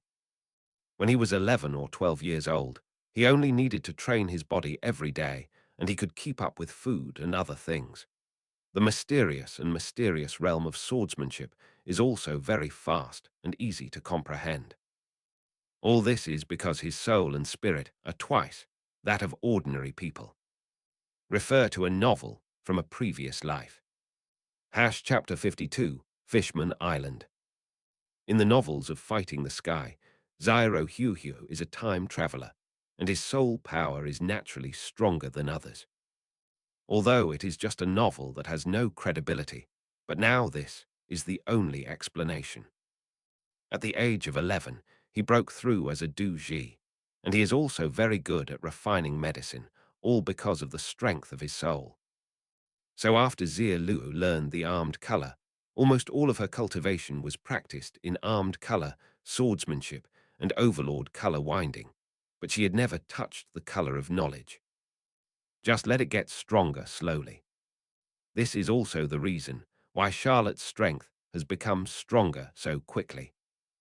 Only train physical fitness and swordsmanship. As long as you master the others, you can gradually become stronger, and you don't need Charlotte to practice on your own.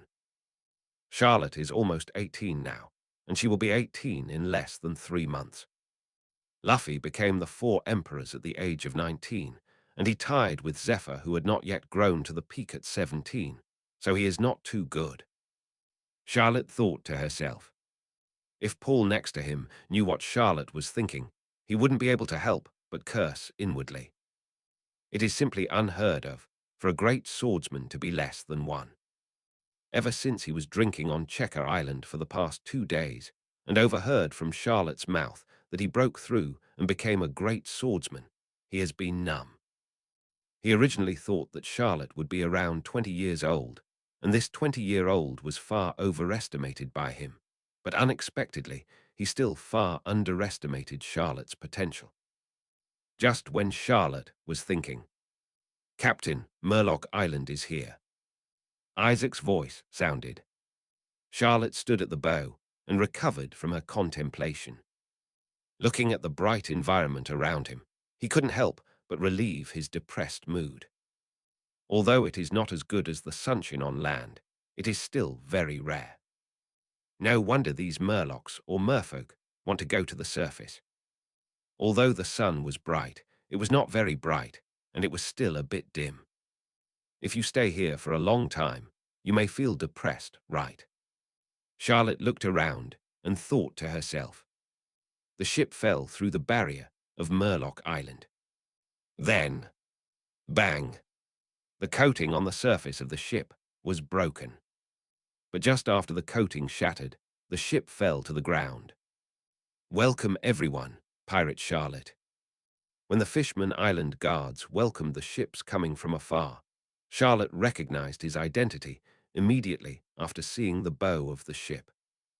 After all, as the famous big pirates in the New World, how can they be the gatekeepers who don't know about it? Quick, tell the king quickly, sound the alarm.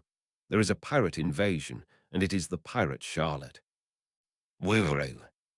The alarm sounded, and immediately spread throughout the entire Murloc Island. Today's Charlotte is equivalent to those of the 4 emperors who will be a few decades later, making everyone tense and panic wherever they go. Charlotte, who was quite happy at first, was instantly pissed off by these guards. Charlotte looked at the messy Murloc Island guards with black eyes. Although each of them was very nervous, they were all standing nervously at the gate of Fishman Island holding spears. You are not welcome here, the pirate Charlotte. Leave now. The leading guard stepped forward and looked at Charlotte fearlessly, as if he would die at any moment. He, boss, we don't seem to be welcome here. Paul pulled out the western sword at his waist and said bloodthirstily. Ever since he knew that Charlotte had broken through the great swordsman, he felt a sense of urgency. He must become stronger, otherwise he would not be able to follow in Master Charlotte's footsteps. Seeing Paul, the captain, draw out his long sword, the other pirates also started to imitate, pulling out their weapons and aiming at the guards. With the siren sounding all the time, teams of Murloc Island guards in armor ran over with spears. After coming to the entrance of Murloc Island and seeing the person at the bow, blood sword Lord Charlotte. The leader, the Murloc who looked like a general, stood there and looked at Charlotte in disbelief. Seeing the general's appearance, Charlotte rubbed his forehead. Have to, another man who knows he is afraid of himself. I obviously just want to visit the Fishman Island. Why is it so difficult? Charlotte was sitting on the bow of the boat, covering her forehead with her right hand and laughing in a low voice. The louder and louder she laughed. Ha, are you here to stop me? Charlotte looked at the nearly 1,000 Murloc Island guards in front of him and said coldly. All the Murlocs were very nervous when they heard Charlotte's hoarse laughter. It was the leading general who stood up. Pirate Charlotte, we Murloc Island don't want to be your enemy. You should retreat. The general apparently mistook Charlotte for an intruder. Because every few months in the New World, you will hear about which country was destroyed, which country was invaded, and which country was forced to surrender. Even though they were on Murloc Island, which was meters below, it didn't mean they were out of news. After hearing what the leader said, Charlotte lowered her right hand, covering her forehead, and raised her head to look at more and more Murloc guards. Ha, if you want to stop me, let's see if you can do it. Charlotte obviously doesn't know how to explain anything. Not everyone can block him. After hearing what Charlotte said, the general of the Fishman Island sank in his heart, and the thing he was most worried about still appeared. Looking at Charlotte's crazy face, the general of the Fishman Island had a look of hatred. Murloc karate, rubber tiles.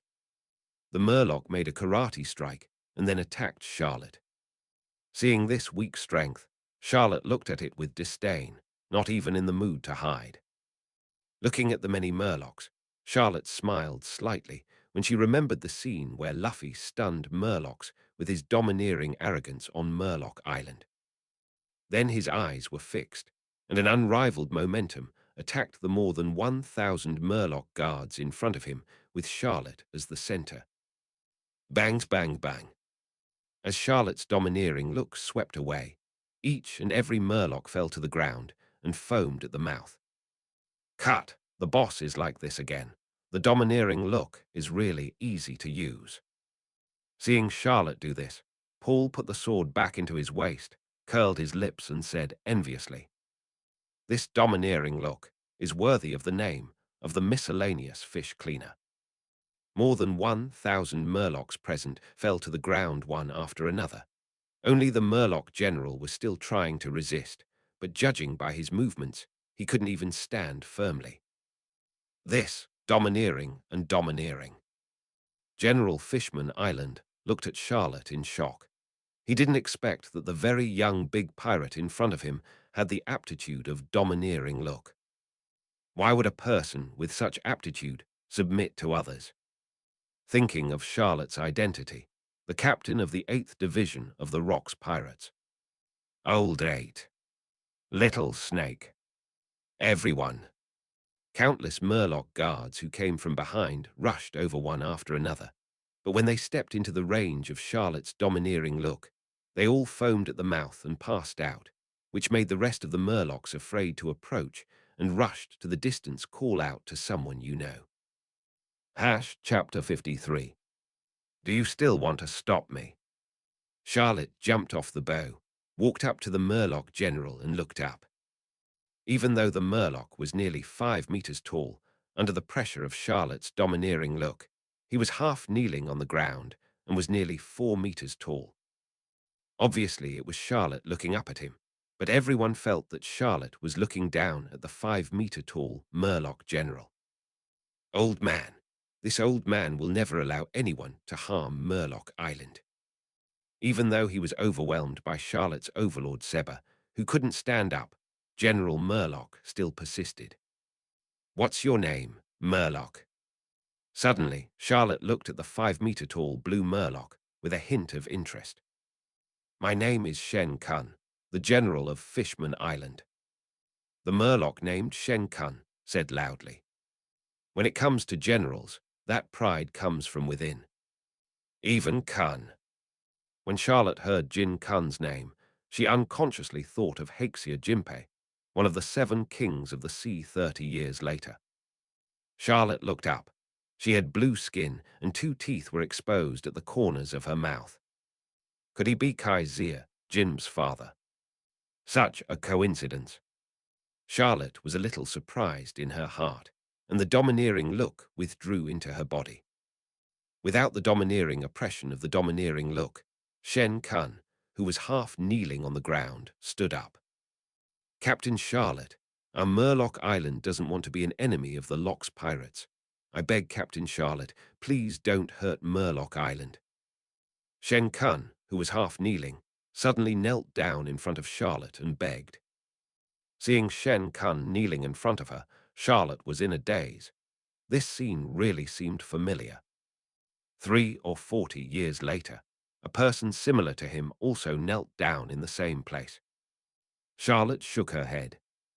Don't worry, I'm not interested in Murloc Island.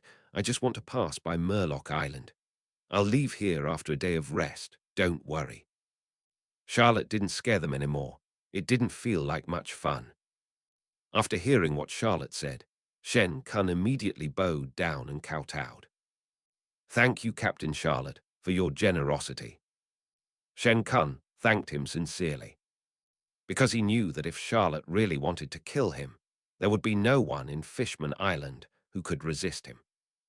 Under the domineering look, the number of people is just a number. Take me to Fishman Island. This is my first time to Fishman Island. Charlotte looked inside the gate of Murloc Island, completely indifferent to the Murloc guards who fell to the ground and were foaming at the mouth. Seeing that Charlotte seemed to be interested in Murloc Island, Shen Kun quickly stood up. Captain Charlotte, please, I will introduce you to Fishman Island. Shen Kun hastily stretched out his hand in greeting. It is good.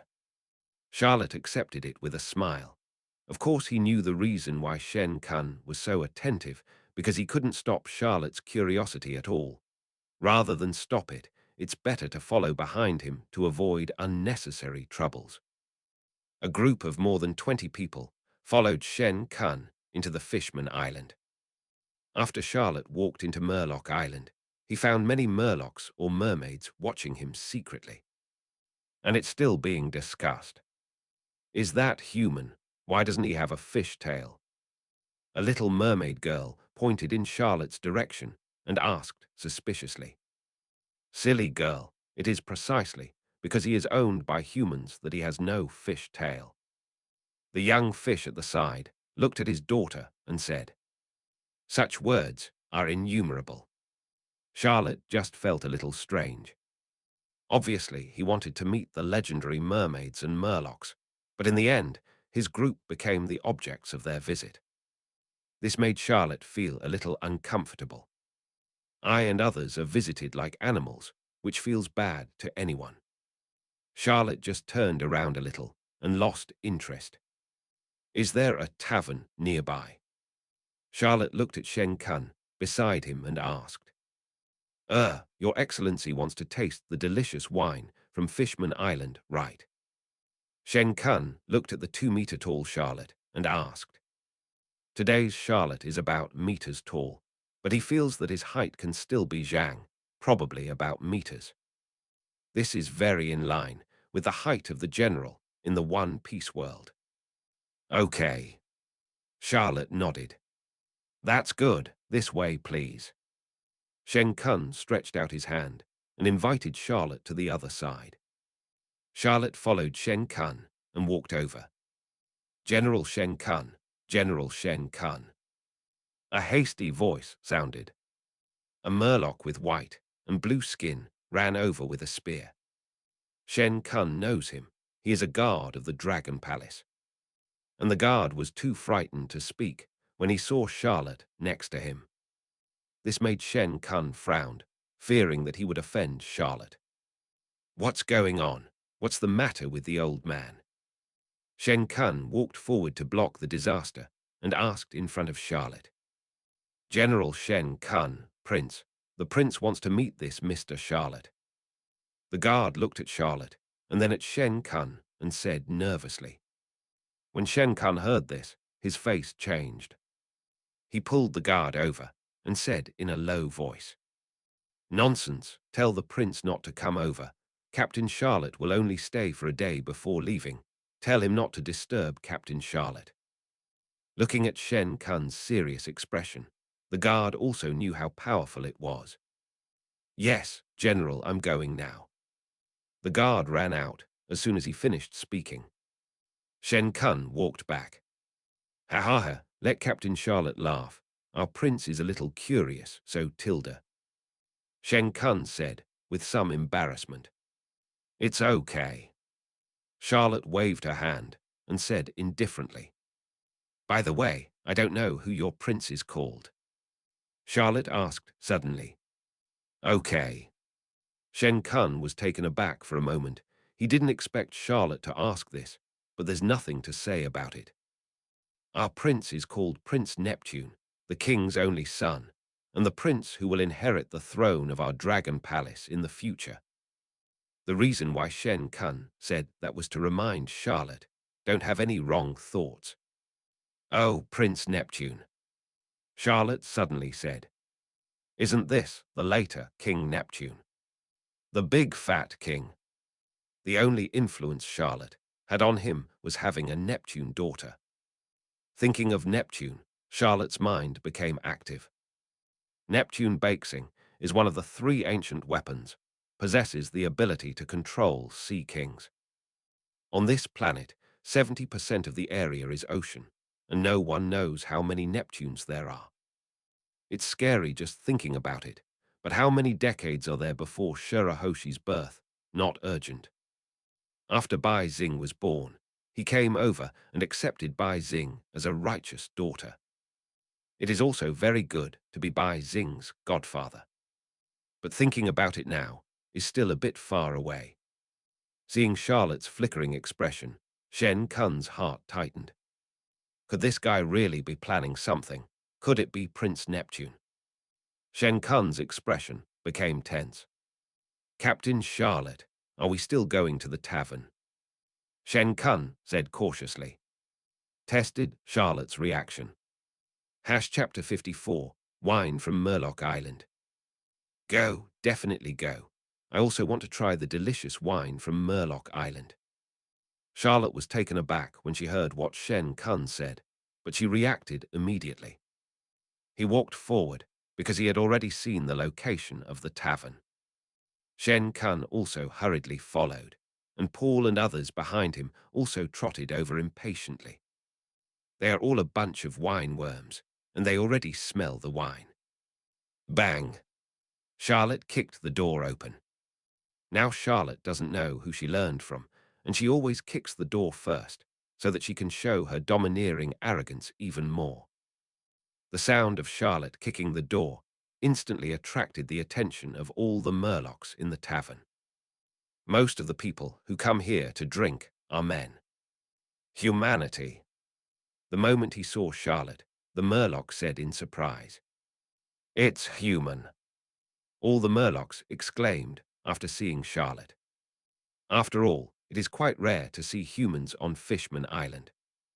After all, it is not 30 or 70 years later, in the age of great voyages, when you go to the New World, you don't go to the Fishman Island at all, you go through the passage of the world government. After all, you only need to pay a little tax, and you can pass through safely. This is comparable to the death rate of percent. The passage to Fishman Island is better. The only ones who dared to walk through the Fishman Island passage were pirates and other outlaws, as well as slave catchers. However, the popularity of these people on Murloc Island is not good. They destroy everywhere and catch beautiful mermaids or strong Murlocs. This also makes many Murlocs and merfolk hostile to humans. Damn human, get out of Murloc Island. An obviously drunk Murloc threw the wine bottle in his hand the moment he saw Charlotte. This made Shen Kun, who saw all this in the back, suddenly tightened his heart. You won't be so unlucky, will you? This is what happens when you come in. Bang! Charlotte raised her hand and took the empty wine bottle steadily and looked at the Murloc who threw the bottle. His eyes were full of coldness. Wait, Captain Charlotte, I'm sorry. I'm really sorry this happened to you. Shen Kun only felt that the surrounding air was half frozen and hurriedly appeared between the two groups, comforting Charlotte. Captain Charlotte, don't be as knowledgeable as these Murlocs. They are all drunks. Shen Kun said quickly. General Shen Kun. Seeing that the person who came in was Shi Kun, the Murlocs who were already drunk immediately sobered up. After seeing Jin Kun, they all became surprised. Shen Kun also breathed a sigh of relief when he heard that everyone knew him. Quick, you drag him away and leave. Here, I will pay for your drinks. Hurry up and leave. Shen Kun looked at the group of Murlocs and said immediately, This, General Shen Kun. These Murlocs are a little confused. They don't understand what's wrong. Aren't they just a human being? Why is the dignified general of Murloc Island so humble to a human being? But before these people finished speaking, Shen Kun gave the guard behind him a look. These Murloc guards all understood what Shen Kun meant, and all of them walked into the shop with spears in their hands. General Shen Kun, General Shen Kun. These Murloc alcoholics were taken out by the Murloc guards, one after another. Shen Kun carefully took the empty wine bottle thrown over from Charlotte. Captain Charlotte, please. I'll take care of your drinks. Enjoy your drink. After taking the empty wine bottle from Charlotte, Shen Kun breathed a sigh of relief. Charlotte was not angry. After hearing what Shen Kun said, Charlotte smiled. Little ones, let go of your stomach and drink. Charlotte plopped down on a clean seat. Shen Kun gave a wry smile when he saw it. He was probably about to bleed a lot. And the mermaid waiters and the boss in the tavern stood there in a daze, at a loss. Shen Kun hurriedly walked up to the elder mermaid and whispered a few words. The older mermaid came to her senses and hurriedly called the other mermaid waiters to serve wine. She is well informed, and when she saw Shen Kun accompanying her, she knew that this group of people was not simple, so she didn't dare to neglect. Charlotte looked at the bottle of wine that was served, opened it, and drank it in one gulp. Charlotte's eyes were one or two the moment the wine entered the mouth. Good wine. Charlotte looked at the bottle of wine and said loudly, Continue to drink. Charlotte slapped the table and shouted, Come on, General Shen Kun, come and drink with me. Charlotte pulled Shen Kun and sat opposite her. After hearing this, Shen Kun secretly smiled wryly and then gritted his teeth. He also picked up the wine, drank it all in one gulp, and fought hard. Ha ha ha ha, good drinker. Seeing Shen Kun, she drank it all in one gulp, and Charlotte praised. Heh ha ha ha ha, that's old man, but it's also very drinkable. After taking a sip of wine, Jin Kun no longer had any ink stains, and said with a loud smile, Ha ha ha water. Charlotte laughed loudly after hearing this, and even Kun also laughed. Ha ha ha ha ha ha. The two began to compete, and you started to drink one bottle and one bottle. Even the crew members, following Charlotte, and the Murloc guards drank. The originally quiet tavern became lively again, full of men's laughter. This caused many mermaids and Murlocs to stand outside and watch. Charlotte no longer knows the time when she drinks it. In short, when he woke up, he was lying in a group of men. There is also a faint, fishy smell. Charlotte sat up, looking at a foot that was up on her body. Quickly shake off this foot. What? With a cry of pain, Charlotte looked. It turned out to be General Shikan. After a cry of pain, Jin Kun also woke up, shaking his dizzy head, only feeling dizzy for a while. It hurts. Shen Kun, who didn't know whether it was a headache or a sore foot, stood up, looking at the crumbling hall around. Thinking of the scene where he drank with Charlotte yesterday, he smiled wryly. So, have you been wronged by drinking with me, Charlotte? Charlotte just saw Shen Kun's wry smile and asked dissatisfied. After hearing these words, Shen Kun looked up in the direction of the figure in a daze. Charlotte was already sitting at a clean table, looking at Shen Kun. No, no, no. It's been a long time since I've drunk so much. Shen Kun thought that when he was young, he followed a group of friends from Murloc Street, and every time he had money, he would be like today.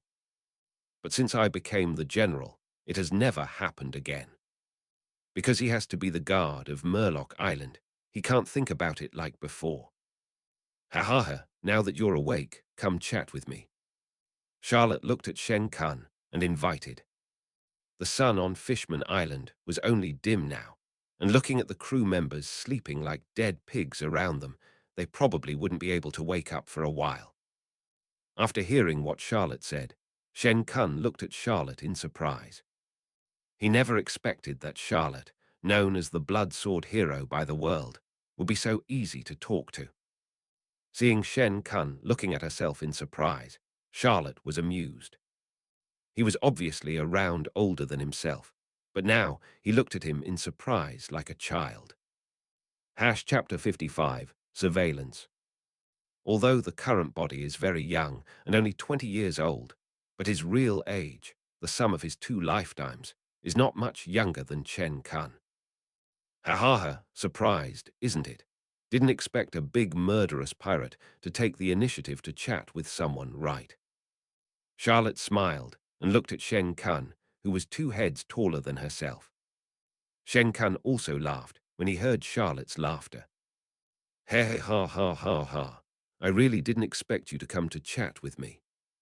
Shen Kun didn't hide anything and directly said what was in his heart. Ha ha ha ha, come and drink. Charlotte raised a bowl of wine on the table and said. Even Kun also gulped down the wine bowl in one fell swoop. The two drank until it was bright again. People nearby have already woken up one after another, watching Charlotte sitting alone on the wine table. Boss, shall we leave today? Paul walked up to Charlotte and asked cautiously. He could feel that his boss was in a bad mood. Charlotte nodded after hearing Paul's words. Let's go today and return to the boat when everyone wakes up. After Charlotte finished speaking, Paul looked a little disappointed.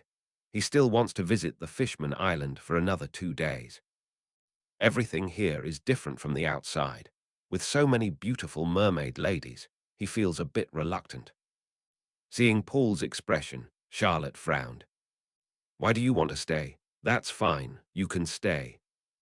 After hearing what Charlotte said, Paul waved his hands quickly. "No, no, my goal is not here. What I pursue is the realm of the swordsman, not a comfortable life."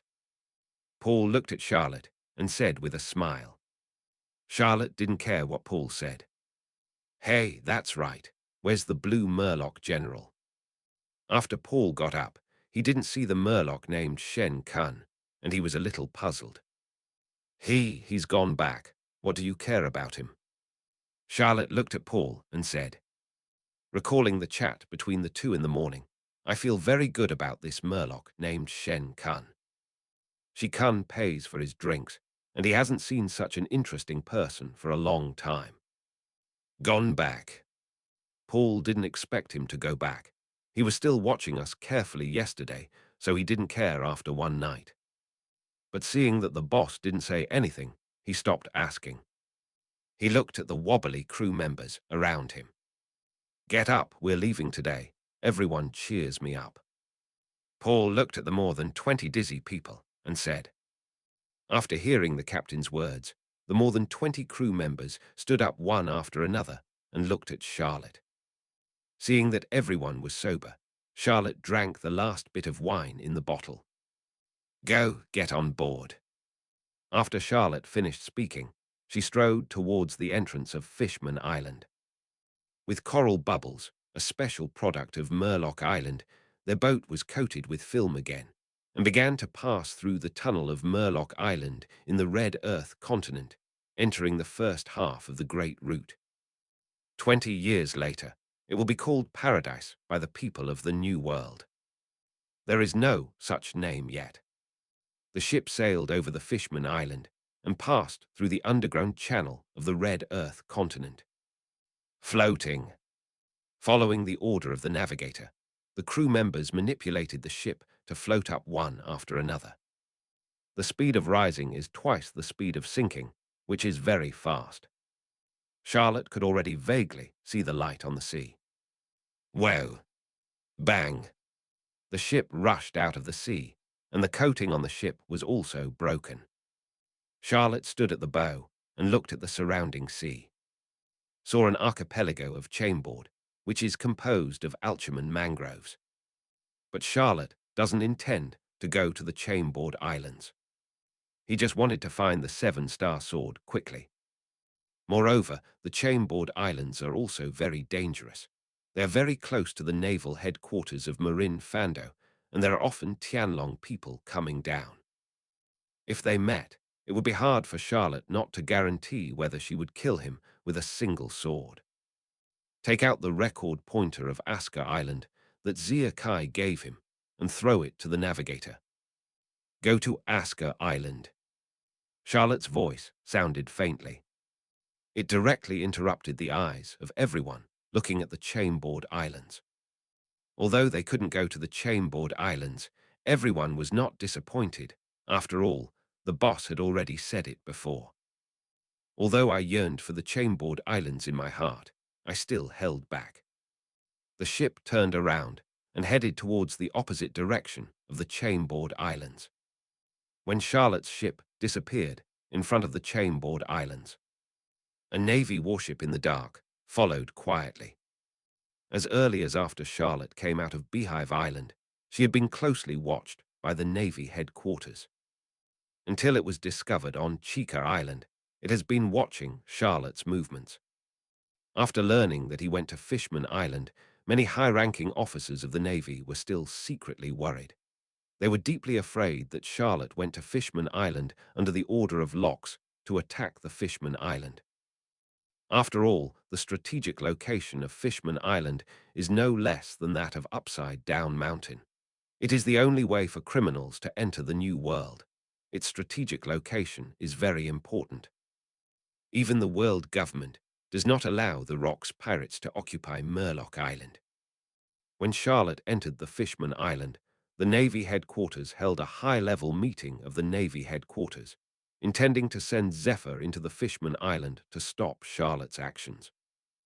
But what I didn't expect was that the information reported by the spy of Fishman Island was that Charlotte left Fishman Island the next day after a night of drinking with General Shen Kun of Fishman Island. Navy Headquarters. Tell me, is there any conspiracy for this Charlotte to come to the first half of the Great Route? Cyborg Kong took out the latest information and asked everyone. After reading the intelligence of warring states and Crane results for a while, they didn't see anything. Admiral Sora, didn't you get some useful information from the Rocks pirates? Sengoku looked at Cyborg Kong and asked. Steelbone Kong shook his head. I didn't get any useful information from the Locks pirates. I only know that Charlotte's coming to the Great Route seems to be related to the intelligence officer Zephr.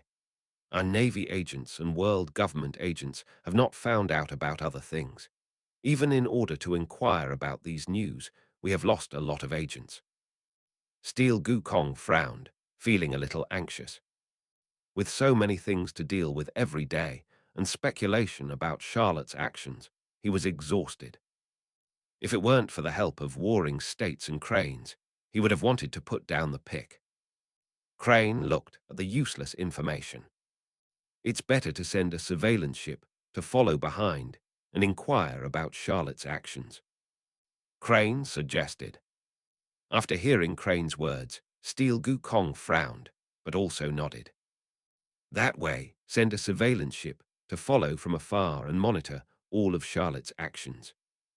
Cyborg Sora is arranged like this. Then this order spread to the Chainboard Islands. A major general personally led the team to monitor Charlotte's ship from a distance. Departed from Chainboard Islands. Your Excellency, Major General, we have discovered the trace of the pirate Charlotte. A lookout reports from the lookout. Chapter 56, 7 Water Capital. Follow up from a distance. The Major General wearing the coat of justice said. And this warship disguised as a merchant ship slowly followed. On the rippling sea. Charlotte's ship has been sailing for 7 days. Go around the direction of the scary Devil Island and go straight to the direction of the capital of water. Boss, is that ship behind us still following us? Isaac walked behind Charlotte to report. Well, I see, that should be the Navy's surveillance ship. Don't worry about him. Charlotte waved his hand and said, Yes. Isaac jumped onto the watchtower and continued to observe. Compared with Paul's escape, Isaac is more calm, and he doesn't talk much at ordinary times, and he only wants to practice swords wholeheartedly. Charlotte is still very satisfied with this. Boss, the capital of water is ahead. Should we take a rest on it before going to Asker Island? Paul came over, also standing behind Charlotte, and asked. Charlotte sat on the bow and looked at the endless sea ahead, and then looked at the more than 20 crew members on board. All of them stood in their respective positions with a little listlessness. Charlotte pondered for a moment. The water capital is close to Judiciary Island and is one of the 3 major fronts of the world government. Very few people are presumptuous there. But only Charlotte knows that this Judiciary Island is a useless thing, and there is no strong one. Of course, this is 3 to 40 years later, and I really don't know what Charlotte is like on Judicial Island today. Don't be afraid of 10,000, just in case. It's better to be safe. Okay, just take a day off, but don't make trouble. Charlotte sat on the bow and looked at Paul and said. After hearing Charlotte's permission, Paul smiled and hurried back to tell everyone the good news. Long live the boss. After hearing Paul's good news, more than 20 crew members shouted. Charlotte could feel the joy of the crew members and smiled. He closed his eyes and felt the warm sunshine in the sky. After an unknown amount of time, Charlotte fell asleep. Boss, we're here. Paul excitedly stepped forward to wake Charlotte up. Looking at the city like a huge fountain in front of her, Charlotte was shocked. The shock in the anime is completely different from what I saw with my own eyes in reality. Charlotte's boat entered the capital of Seven Waters. Looking at the surrounding houses, some of them seemed to be familiar. Isn't this the Venice I saw abroad in my previous life? Ships pass under a huge bridge. Came to a port where ships stopped. Charlotte was the first to step out of the boat. As soon as he stepped off the boat, countless people surrounded him. Sir, do you need a guide? I'm cheap for 1,000 peel a day. Sir, do you need to order ships? Our Martin shipyard can build all ships under 200 meters. Sir, do you need to rent brew? It's cheap. As soon as Charlotte got off the boat, countless people gathered around to introduce herself or her business. Looking at these energetic group of people, Charlotte is also in a good mood. He waved his hands behind him and asked them to play by themselves, and we will gather here one day later. Oh, long live the boss. A group of more than 20 sailors packed their money and got off the boat and rushed to the town. Charlotte also smiled slightly, rented a blue, sat on the blue, and began to travel around the entire capital of Seven Waters. Moses, I'm Major General Wells. Charlotte and his gang of pirates have entered the capital of Seven Waters. Charlotte and his gang of pirates have entered the capital of Seven Waters. The Navy named Rear Admiral Wells also leaned against the shore to monitor Charlotte in civilian clothes. After hearing the news, Gang Gu Kong in the Navy headquarters was also slightly taken aback. During this period of time, he was dizzy with the expansion of the Navy's enrollment, and he was a little taken aback when he heard Wells' voice. But after a moment of surprise, he also reacted instantly. Okay, I get it. You just watch from a distance from behind. Don't conflict with Charlotte. Don't conflict with Charlotte. Cyborg Kong repeated the words twice. Yes, General Kong. Wells said to the phone bug. Okay, you pay attention to safety. After Steel Gu Kong gave some instructions, he hung up the phone. Wells tucked himself into his clothes after the phone bug hung up. Spread out, monitor the other pirates separately, and fire flares if you have special information. Wells looked at the more than 30 Marines in civilian clothes in front of him and seemed to say, Yes, Your Excellency, Major General. After saying a salute, they dispersed and began to look for the whereabouts of the pirates on Charlotte's ship. Wells, on the other hand, rented a Bruce from a businessman and followed Charlotte unhurriedly, keeping Charlotte in his sight all the time. Charlotte, who was traveling around, of course felt it, but didn't pay attention to it. It's easy to kill him, but stronger ones will definitely come after killing him, so it's not necessary. Charlotte has been traveling around the capital of Seven Waters. There was no intention of hiding his identity. Because he found that the people here didn't seem to know him, the great pirate who had a bounty of. Could this be the face blindness of pirate world? But it was good that no one disturbed him. Even the person who watched him followed from a distance and had no intention of going forward to arrest him. Are you waiting for reinforcements? Charlotte didn't think so. After all, he had been following for 7 days. If there were reinforcements, they would have intercepted him in the capital of Seven Waters. He would not wait until he entered the capital of Seven Waters to arrest him. So Charlotte guessed it was pure surveillance. That's why Charlotte let it go. Sailing along the various waterways of the capital of Seven Waters. When you encounter something interesting, stop and have a look. And when you encounter something delicious, buy some. Little did they know that such extravagant spending had already been targeted. Alone, with no one around, sitting on blue, spending money lavishly, such a person has long been targeted by some robbers in the capital of Seven Waters. Charlotte also felt the maliciousness in the eyes of several people. But Charlotte doesn't care. Charlotte walked ashore after eating the watery meat in her hand. Walking into a remote alley, he pretended to unbutton his trouser belt as if he wanted to pee. After the robbers saw this move, their eyes lit up. They greeted each other and walked into the alley. The sound of jingling and jingling came in an endless stream. Charlotte leaned against the corner and looked at these people. You, who are you?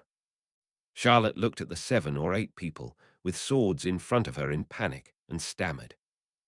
Jai. We belong to the Raphael family. If you want to survive, you can hand over Bailey. A leading fat man held the back of his knife and looked at Charlotte with a smile, as if he was looking at half of the prey that had been waiting to be slaughtered. What Bailey? I don't have Bailey. When Charlotte heard that Bailey was going to be robbed, she hurriedly covered the wallet at her waist and said in panic. And seeing Charlotte covering her wallet, everyone's eyes lit up. If you don't eat a toast, you will be punished. Bring it here. Chapter 57, Scum. A thin man walked forward with a knife, intending to rip off Charlotte's wallet. When Charlotte saw someone stepping up and down, the sense of panic just now disappeared instantly. The corner of his mouth raised, and he snatched the long knife from the thin man's wrist. Ouch! When Charlotte grabbed the knife, she didn't put any effort into it. The huge force directly broke the skinny man's wrist. Ha, dare to rob me. It's bad luck for you. Charlotte looked at the 8 people with a smile. Oh, there were only 7 people, and one was trampled under his feet. Boss, help me.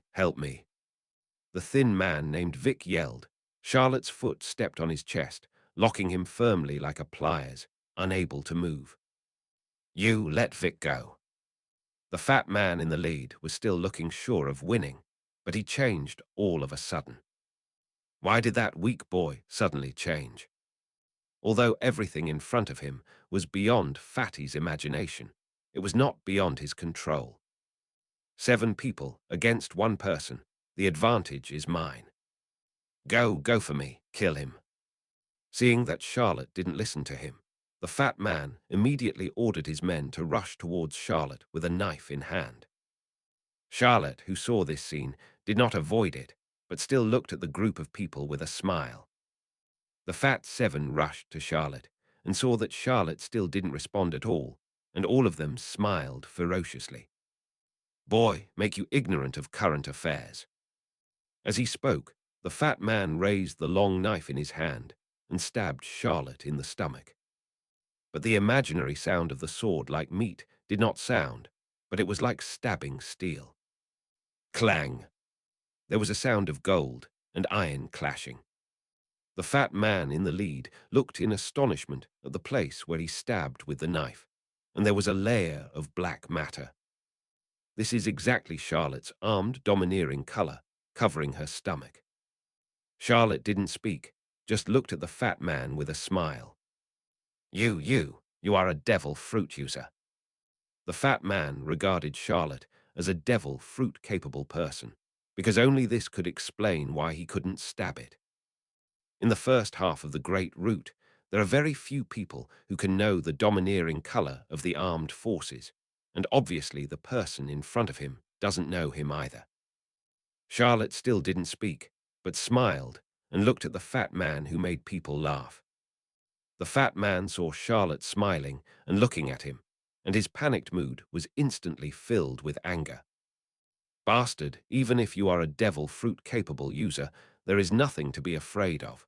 Brothers, hack him to death. Fatty waved his hand, and the knife in his hand slashed down again. And the 6 younger brothers behind him followed up, and also raised their long knives and slashed towards Charlotte's body.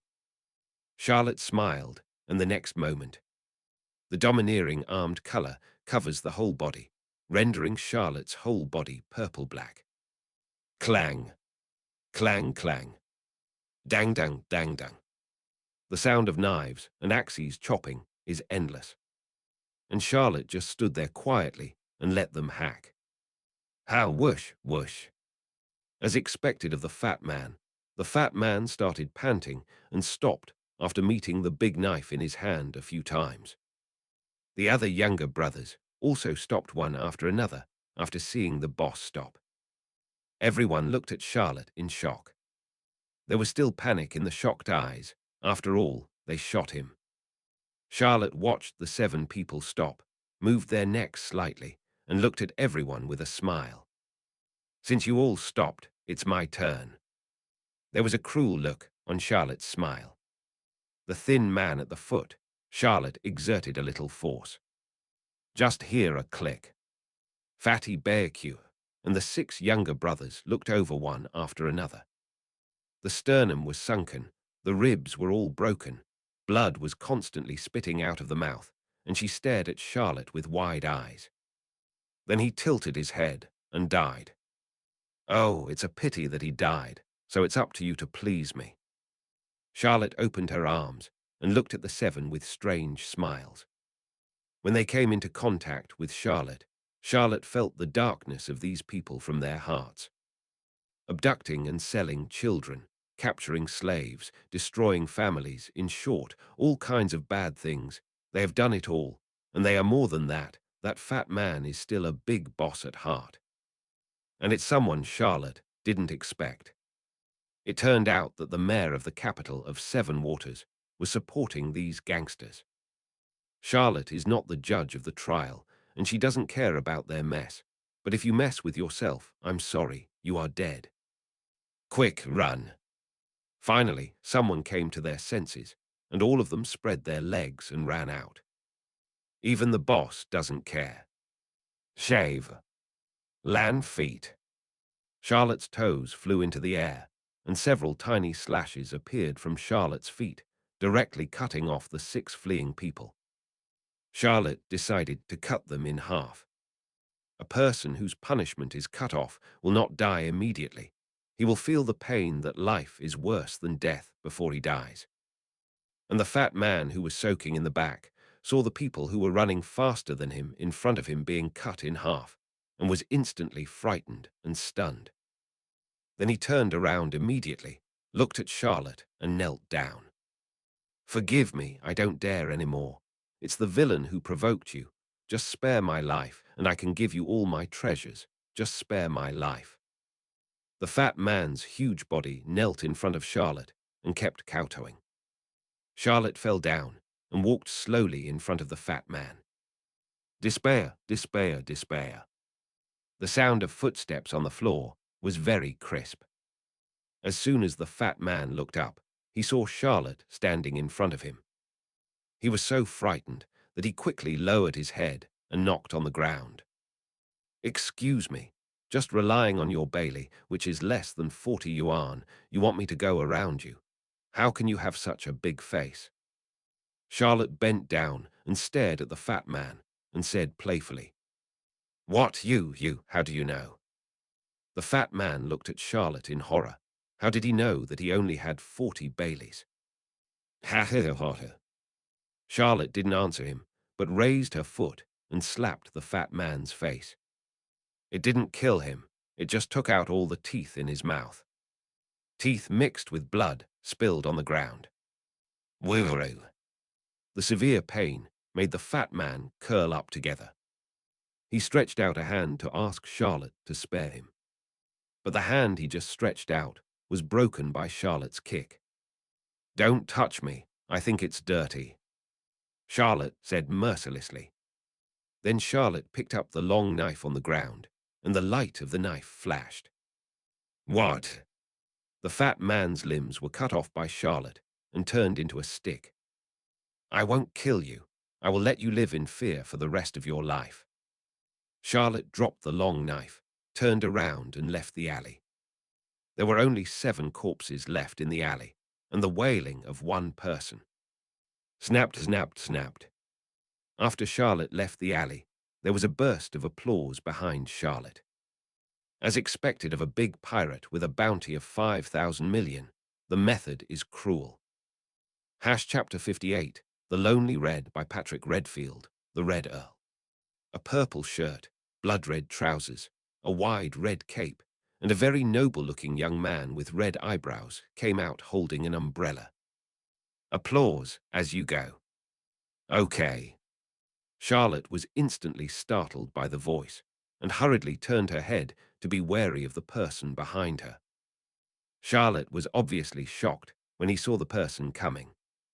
Seeing Charlotte's appearance, the visitor was also slightly taken aback. "What? Mr. Charlotte knows me." The young man smiled. He didn't think that Charlotte, a big pirate in the New World, would know him, a little pirate who hadn't even entered the New World.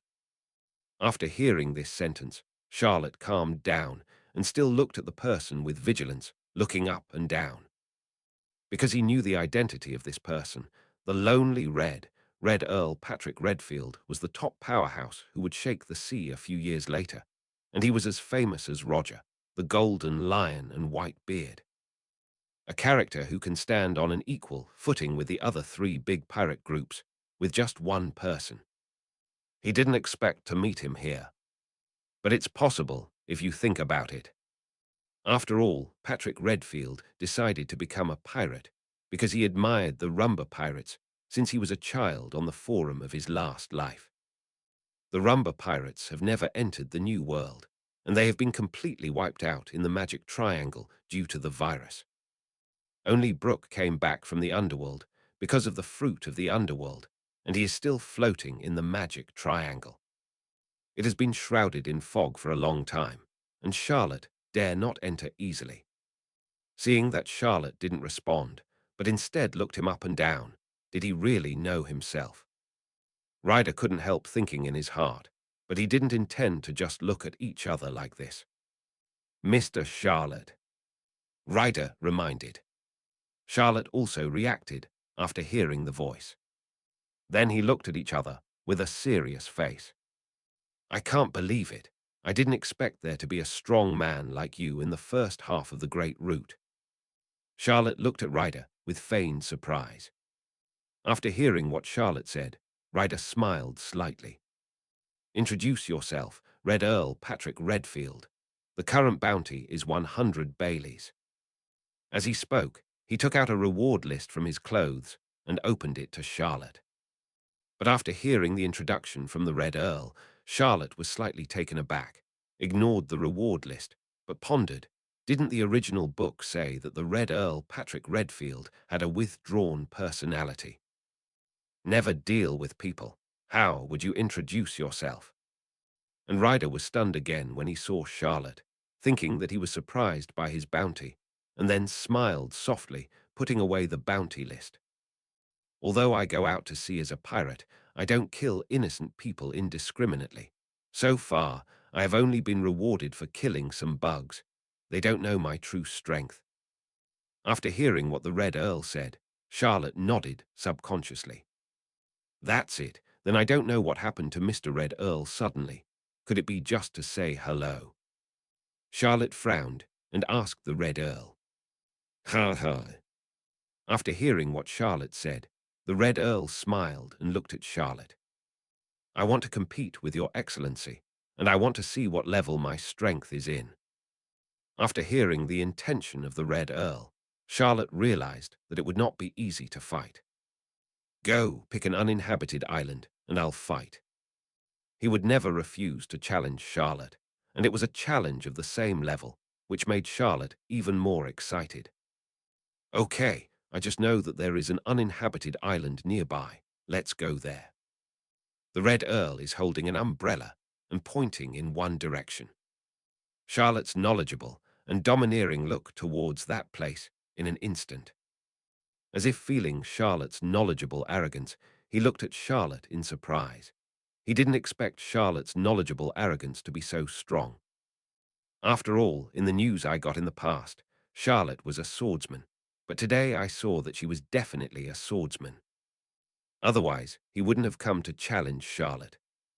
Charlotte's sense of knowledge quickly noticed a deserted island in that direction that was nearly the size of 10 football fields. No, to be precise, it was a beach. Charlotte nodded. "Then let's go." Charlotte jumped straight into his rented blue.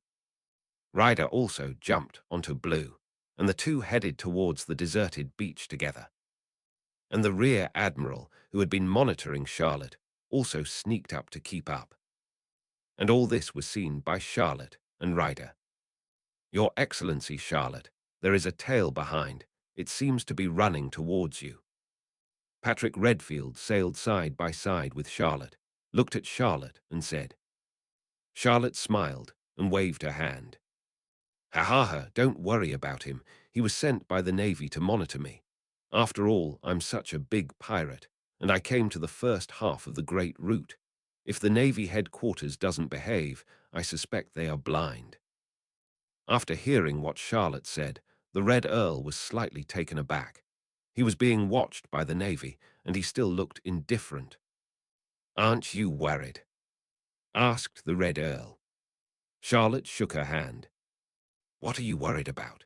Except for their Admiral Cyborg Sora, Lieutenant Admiral Monkey D. Garp, Lieutenant General Sengoku, and Lieutenant General Zephyr, I will be afraid of these four, and everyone else in the Navy headquarters is not good. Charlotte said confidently. Patrick Redfield was also dumbfounded when he heard it. And that's right, for strong men like them, numbers are useless, and only top-notch combat power can defeat them. Really? But in the news last month, you and Zephyr shocked the world. It almost caused a direct conflict between the Rock's pirates and the Navy headquarters, and you seem to be defeated. Ryder looked at Charlotte next to him with a playful face. And Charlotte jumped angrily when she heard it. Fart, it's clearly a tie. I fought with Zephyr for 3 days and 3 nights and finally passed out at the same time. It was the Navy who forced the news King Morgan's to release it for the so-called Navy's face. Seeing Charlotte so angry, Ryder laughed in his heart, but he could feel that what Charlotte said was true. After all, it was hard not to believe that expression. It's true, he and Charlotte chatted for a while, but they didn't read anything in their hearts. This is a little strange, because he is born with a domineering nature. He can perceive people's hearts because of his natural aura, which is even more domineering than Charlotte's mind reading, and he can read minds without contacting people. But also because of this, he can't control his mind-reading ability. He can always feel the hearts of people in this world, and most people's hearts are dark, so he likes to go alone and go to sea alone. But when he met Charlotte today, he couldn't perceive any inner thoughts, which made him more interested in Charlotte. Chapter 59, Hedging. Moses, is it General Steelbone? I'm Major General Wells. I found an abnormality here. The great pirate Charlotte is now meeting a strange pirate. That pirate is also Red Earl Patrick Redfield, who has been famous in the first half of the Great Voyage in recent years. Now, the two pirates are heading towards an uninhabited island, and they don't know what conspiracy they have. Cyborg Sora, who was processing documents with Sengoku and Crane, opened the phone and frowned slightly after hearing the news from the Major General monitoring Charlotte. Then he looked at Lieutenant General Lieutenant General, he was also listening in clearly. The Red Earl. Crane frowned slightly and then pulled out a reward list from a file bag. It was the Red Earl's reward list. 1,001 million Baileys. What does Charlotte mean by meeting him? Cyborg Kong took the reward list for the so-called Red Earl and asked in doubt. Warring States and Cranes also shook their heads slightly. Major General Wells continues to monitor and must ensure his own safety. Cyborg Kong said to Major General Wells on the other end of the phone bug. Wells, who was also sitting on the blue boat, smiled wryly. Cyborg General, I feel like I've been exposed, but the two pirates really didn't move at all. Wells' wry smile came from the end of the phone bug to General Cyborg's ears. Cyborg Kong was slightly taken aback after hearing this. Found out. When was it discovered? Cyborg Sora asked subconsciously. Just now, the Red Earl in purple clothes found out, but they don't seem to want to control me. Report from Wells. Okay, then keep a distance and observe, and retreat immediately if you encounter danger. I will always keep in touch with you. Cyborg Kong said. Yes. Wells said. And Charlotte and the Red Earl jumped onto the deserted island at the same time after Blue landed. Charlotte looked around to see if anyone was there. After seeing this scene, the Red Earl looked at Charlotte with great interest. Would the big pirate with a bounty of 5,000 million Baileys care about whether there are civilians on the island? After hearing this, Charlotte touched the back of her head slightly, not understanding what he meant. "Ha ha, you can't say that. I never take the initiative to kill civilians. It goes against the morality in my heart." Charlotte looked at the Red Earl and said, "Oh, then may I ask, what is the morality in your heart?" The Red Earl was a little unaccustomed to not being able to perceive what was going on in Charlotte's mind, so he said curiously, "The morality in my heart." Charlotte blinked her lips. "My morality is that if people do not offend me, I will not offend others. If people offend me, I will pay back 100 times. This is my morality." Charlotte looked at the Red Earl and said. The Red Earl was slightly taken aback when he heard what Charlotte said. Charlotte's morality was a bit beyond his expectations. But he won't say anything. "Really, really amazing," the Red Earl praised, because he found that Charlotte's morality is very familiar to him, and he is also the same, but he is even more indifferent. For example, he will not observe whether there are civilians on the island like Charlotte. But the chat is over, let's start fighting. As the Red Earl spoke, he raised the umbrella in his hand and pointed at Charlotte. "Ha ha ha ha, all right, then let's fight." Charlotte also drew out her long sword, and then a shocking momentum rose from the ground. Overlord-colored arrogance attacked the Red Earl like a scourge. Feel the purity of this domineering look. The Red Earl couldn't help admiring again. "It's amazing, but mine is not bad either." The Red Earl put the umbrella on the ground. His eyes were fixed, and his domineering arrogance burst out, which also let Charlotte see the Red Earl's courage. "It's not bad." Charlotte also admired the Red Earl's domineering look when he even drew with him. And the Major General, who had been watching over the sea, was shocked by this domineering look. "Bah, domineering and domineering," Wells blurted out in shock. And on the other end of the phone, Cyborg Kong also heard Wells' shock. "Hey, Wells, what happened to you? What domineering look?" Cyborg Sora asked hastily. Wells, who heard the phone bug, hurriedly caught the phone bug. General Cyborg, the pirate Charlotte, and the Red Earl started a battle on the deserted island ahead, and both of them unleashed their domineering arrogance. The sky is split. Wells reports quickly. The people sitting in the Navy headquarters were slightly taken aback when they heard Rear Admiral Wells' words. "Then just can't believe it. A pirate with a bounty of 100 Baileys actually looks like a domineering king. When did the Navy's intelligence fall so far behind?" And after hearing the sky cracked, he looked at the phone bug with a shocked expression. You must know that those who can change the sky with the domineering color of the king are all people who have a high attainment in the domineering color of the king. And such people are very powerful. How could it appear on a little pirate who offered a bounty of 100 million Baileys? Major General Wells, are you sure what you said is correct? Cyborg Sora asked again. Wells, who was looking at the sky, gave a subconscious, Because the scene in front of him was very shocking. The sky was divided into two halves, and the surrounding seawater also began to choppy under the impact of this domineering look. After hearing Major General Wells' affirmation, Cyborg Kong still couldn't believe it. Then it suddenly occurred to him that he seemed to have told Wells to bring a video phone bug while monitoring. Major General Wells left, turned on the video phone bug, and pointed the screen at the direction of the battle. Cyborg Kong roared. Hearing the words of Gangu Kong next to him, Zhang Guo and his eyes lit up, and they also thought of this way. Since you can't believe it, then seeing is believing. After hearing Cyborg Kong's words, Major General Wells didn't dare to delay and took out another phone bug from his arms, which was the video phone bug. Wells turned on the video phone bug.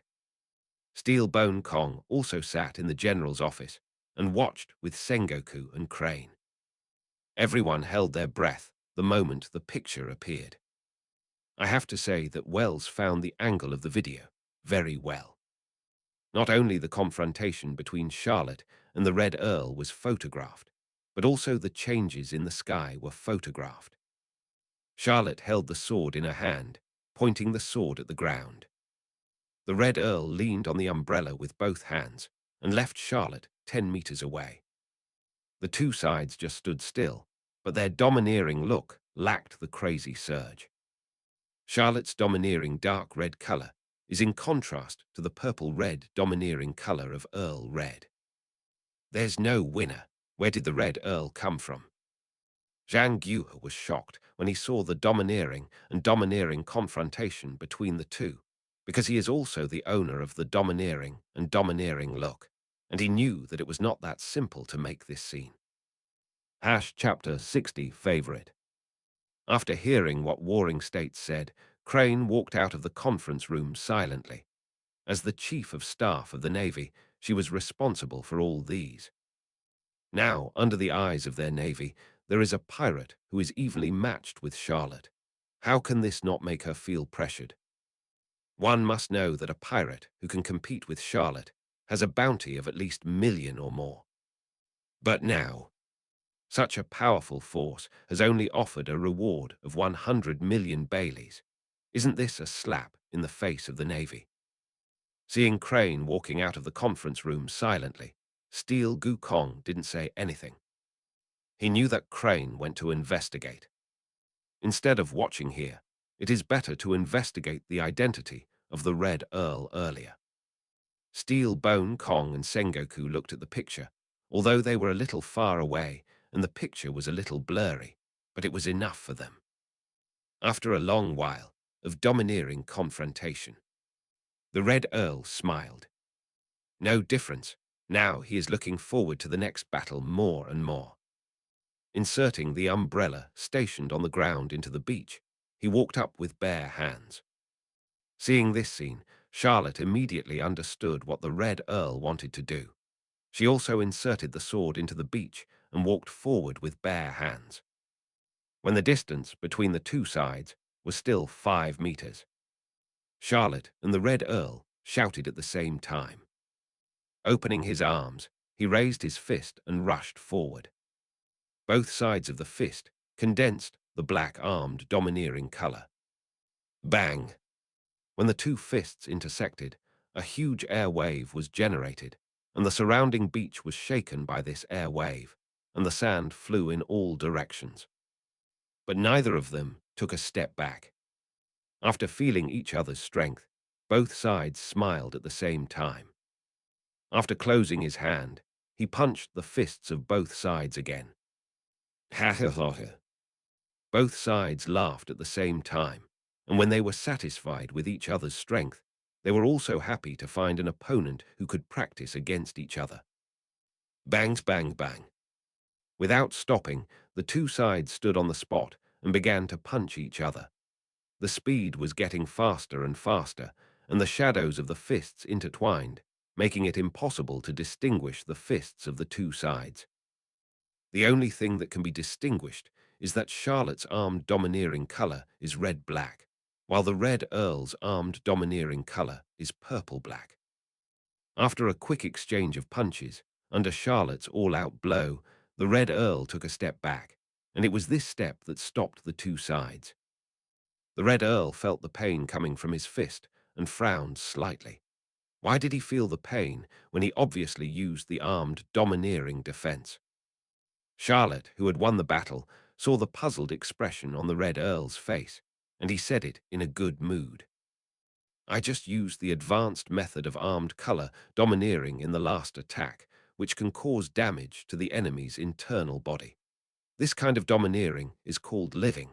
It is a method of training the armed color domineering in Wano country. It is very powerful, right? Charlotte didn't mean to hide it, Why hide this kind of thing? Charlotte wished everyone knew it, so that it would be interesting. After hearing Charlotte's explanation, the Red Earl felt the slight pain in his arm and nodded. It's really good. It's really possible to miss it if the enemy comes here suddenly. The Red Earl lowered his arms and looked at Charlotte with a smile as well. Ha ha ha ha, that's for sure. You have to go to the New World for a while. It's not interesting to stay in the first half of the Great Route all the time. Charlotte smiled and introduced to the Red Earl. The Red Earl also nodded with a smile when he heard it. I will. After this battle is over, I plan to go to the New World and challenge some strong people. Charlotte was also very happy to hear that the Red Earl accepted his opinion. You know, this is the Red Earl, alone red. Such a withdrawn and proud guy actually accepts his own opinion, so he can make a fuss about it. Ha ha ha, there are many strong people in the New World, such as those in our pirate group, like Whitebeard Edward Newgate, Golden Lion Shiji. Charlotte Lingerling is a top powerhouse. You will definitely gain a lot if you challenge them. The Red Earl frowned when he heard what Charlotte said. Are they strong? The Red Earl just listened to them, but they didn't really fight against them, and they didn't know much about it. Strong, it's terrifyingly strong. Everyone wants to be a monster. I may not be able to beat them now. Of course, this is only temporary. I am only 20 years old now, and I will wait a few years for my body to develop. Completely, I am not afraid of anyone. Charlotte said proudly and confidently. After hearing what Charlotte said, the Red Earl not only smiled. And what about your captain? Hearing that Charlotte only mentioned those carders, but not the captain, the Red Earl asked curiously. And when Captain Locks was mentioned, Charlotte fell silent. If you believe me, don't challenge Locks. At least don't challenge Locks until you have grown to the peak in the past few years. I can only say this, he is very powerful. He is so powerful that the world government dare not go to war easily. Seeing Charlotte's serious expression, the Red Earl nodded solemnly. But the fighting spirit in his eyes was still captured by Charlotte. But Charlotte didn't want to persuade him anymore, but continued to chat with the Red Earl. Of course, in the New World, not only our Rocks pirates have a strong combat power, there is also a pirate group that is also very strong. Although it is not as good as our Rocks pirates, it is still the first class, Roger. Pirates, Captain Roger, Deputy Captain Rayleigh, and Combatant Jabber are all well-known strong men. Charlotte explained to the Red Earl. Roger, pirates. The Red Earl has obviously heard of this pirate group, but this pirate group seems to be hunted around by a lieutenant general of the Navy headquarters every day, which is also a strong one. Seeing the disdain in the Red Earl's eyes, Charlotte said immediately, Don't look down on the Roger pirates. None of the pirates in this group are devil fruit users. They all rely on physical and sword skills. Their captain and deputy captain are strong swordsmen and all veteran great swordsmen. Combatant Jabber is also a great swordsman, but he uses an axe, and his strength starts to be very strong. Seeing Charlotte's solemn explanation, the Red Earl also nodded, but the disdain in his eyes still did not dissipate. But that's right. Lonely Red is not someone to be afraid of. That's all Charlotte said anyway, and it doesn't matter if the Red Earl listens to him or not. The reason why Charlotte said so much is simply that she has a good impression of the Red Earl. The Red Earl also has a good impression of Charlotte. After all, he couldn't hear any thoughts from Charlotte. This kind of chat only made the Red Earl feel a sense of relief, which was a relief he had never felt before. I've said everything I need to say about the New World. Let's continue with the next competition. Charlotte dodged and pulled out the long sword stuck on the beach.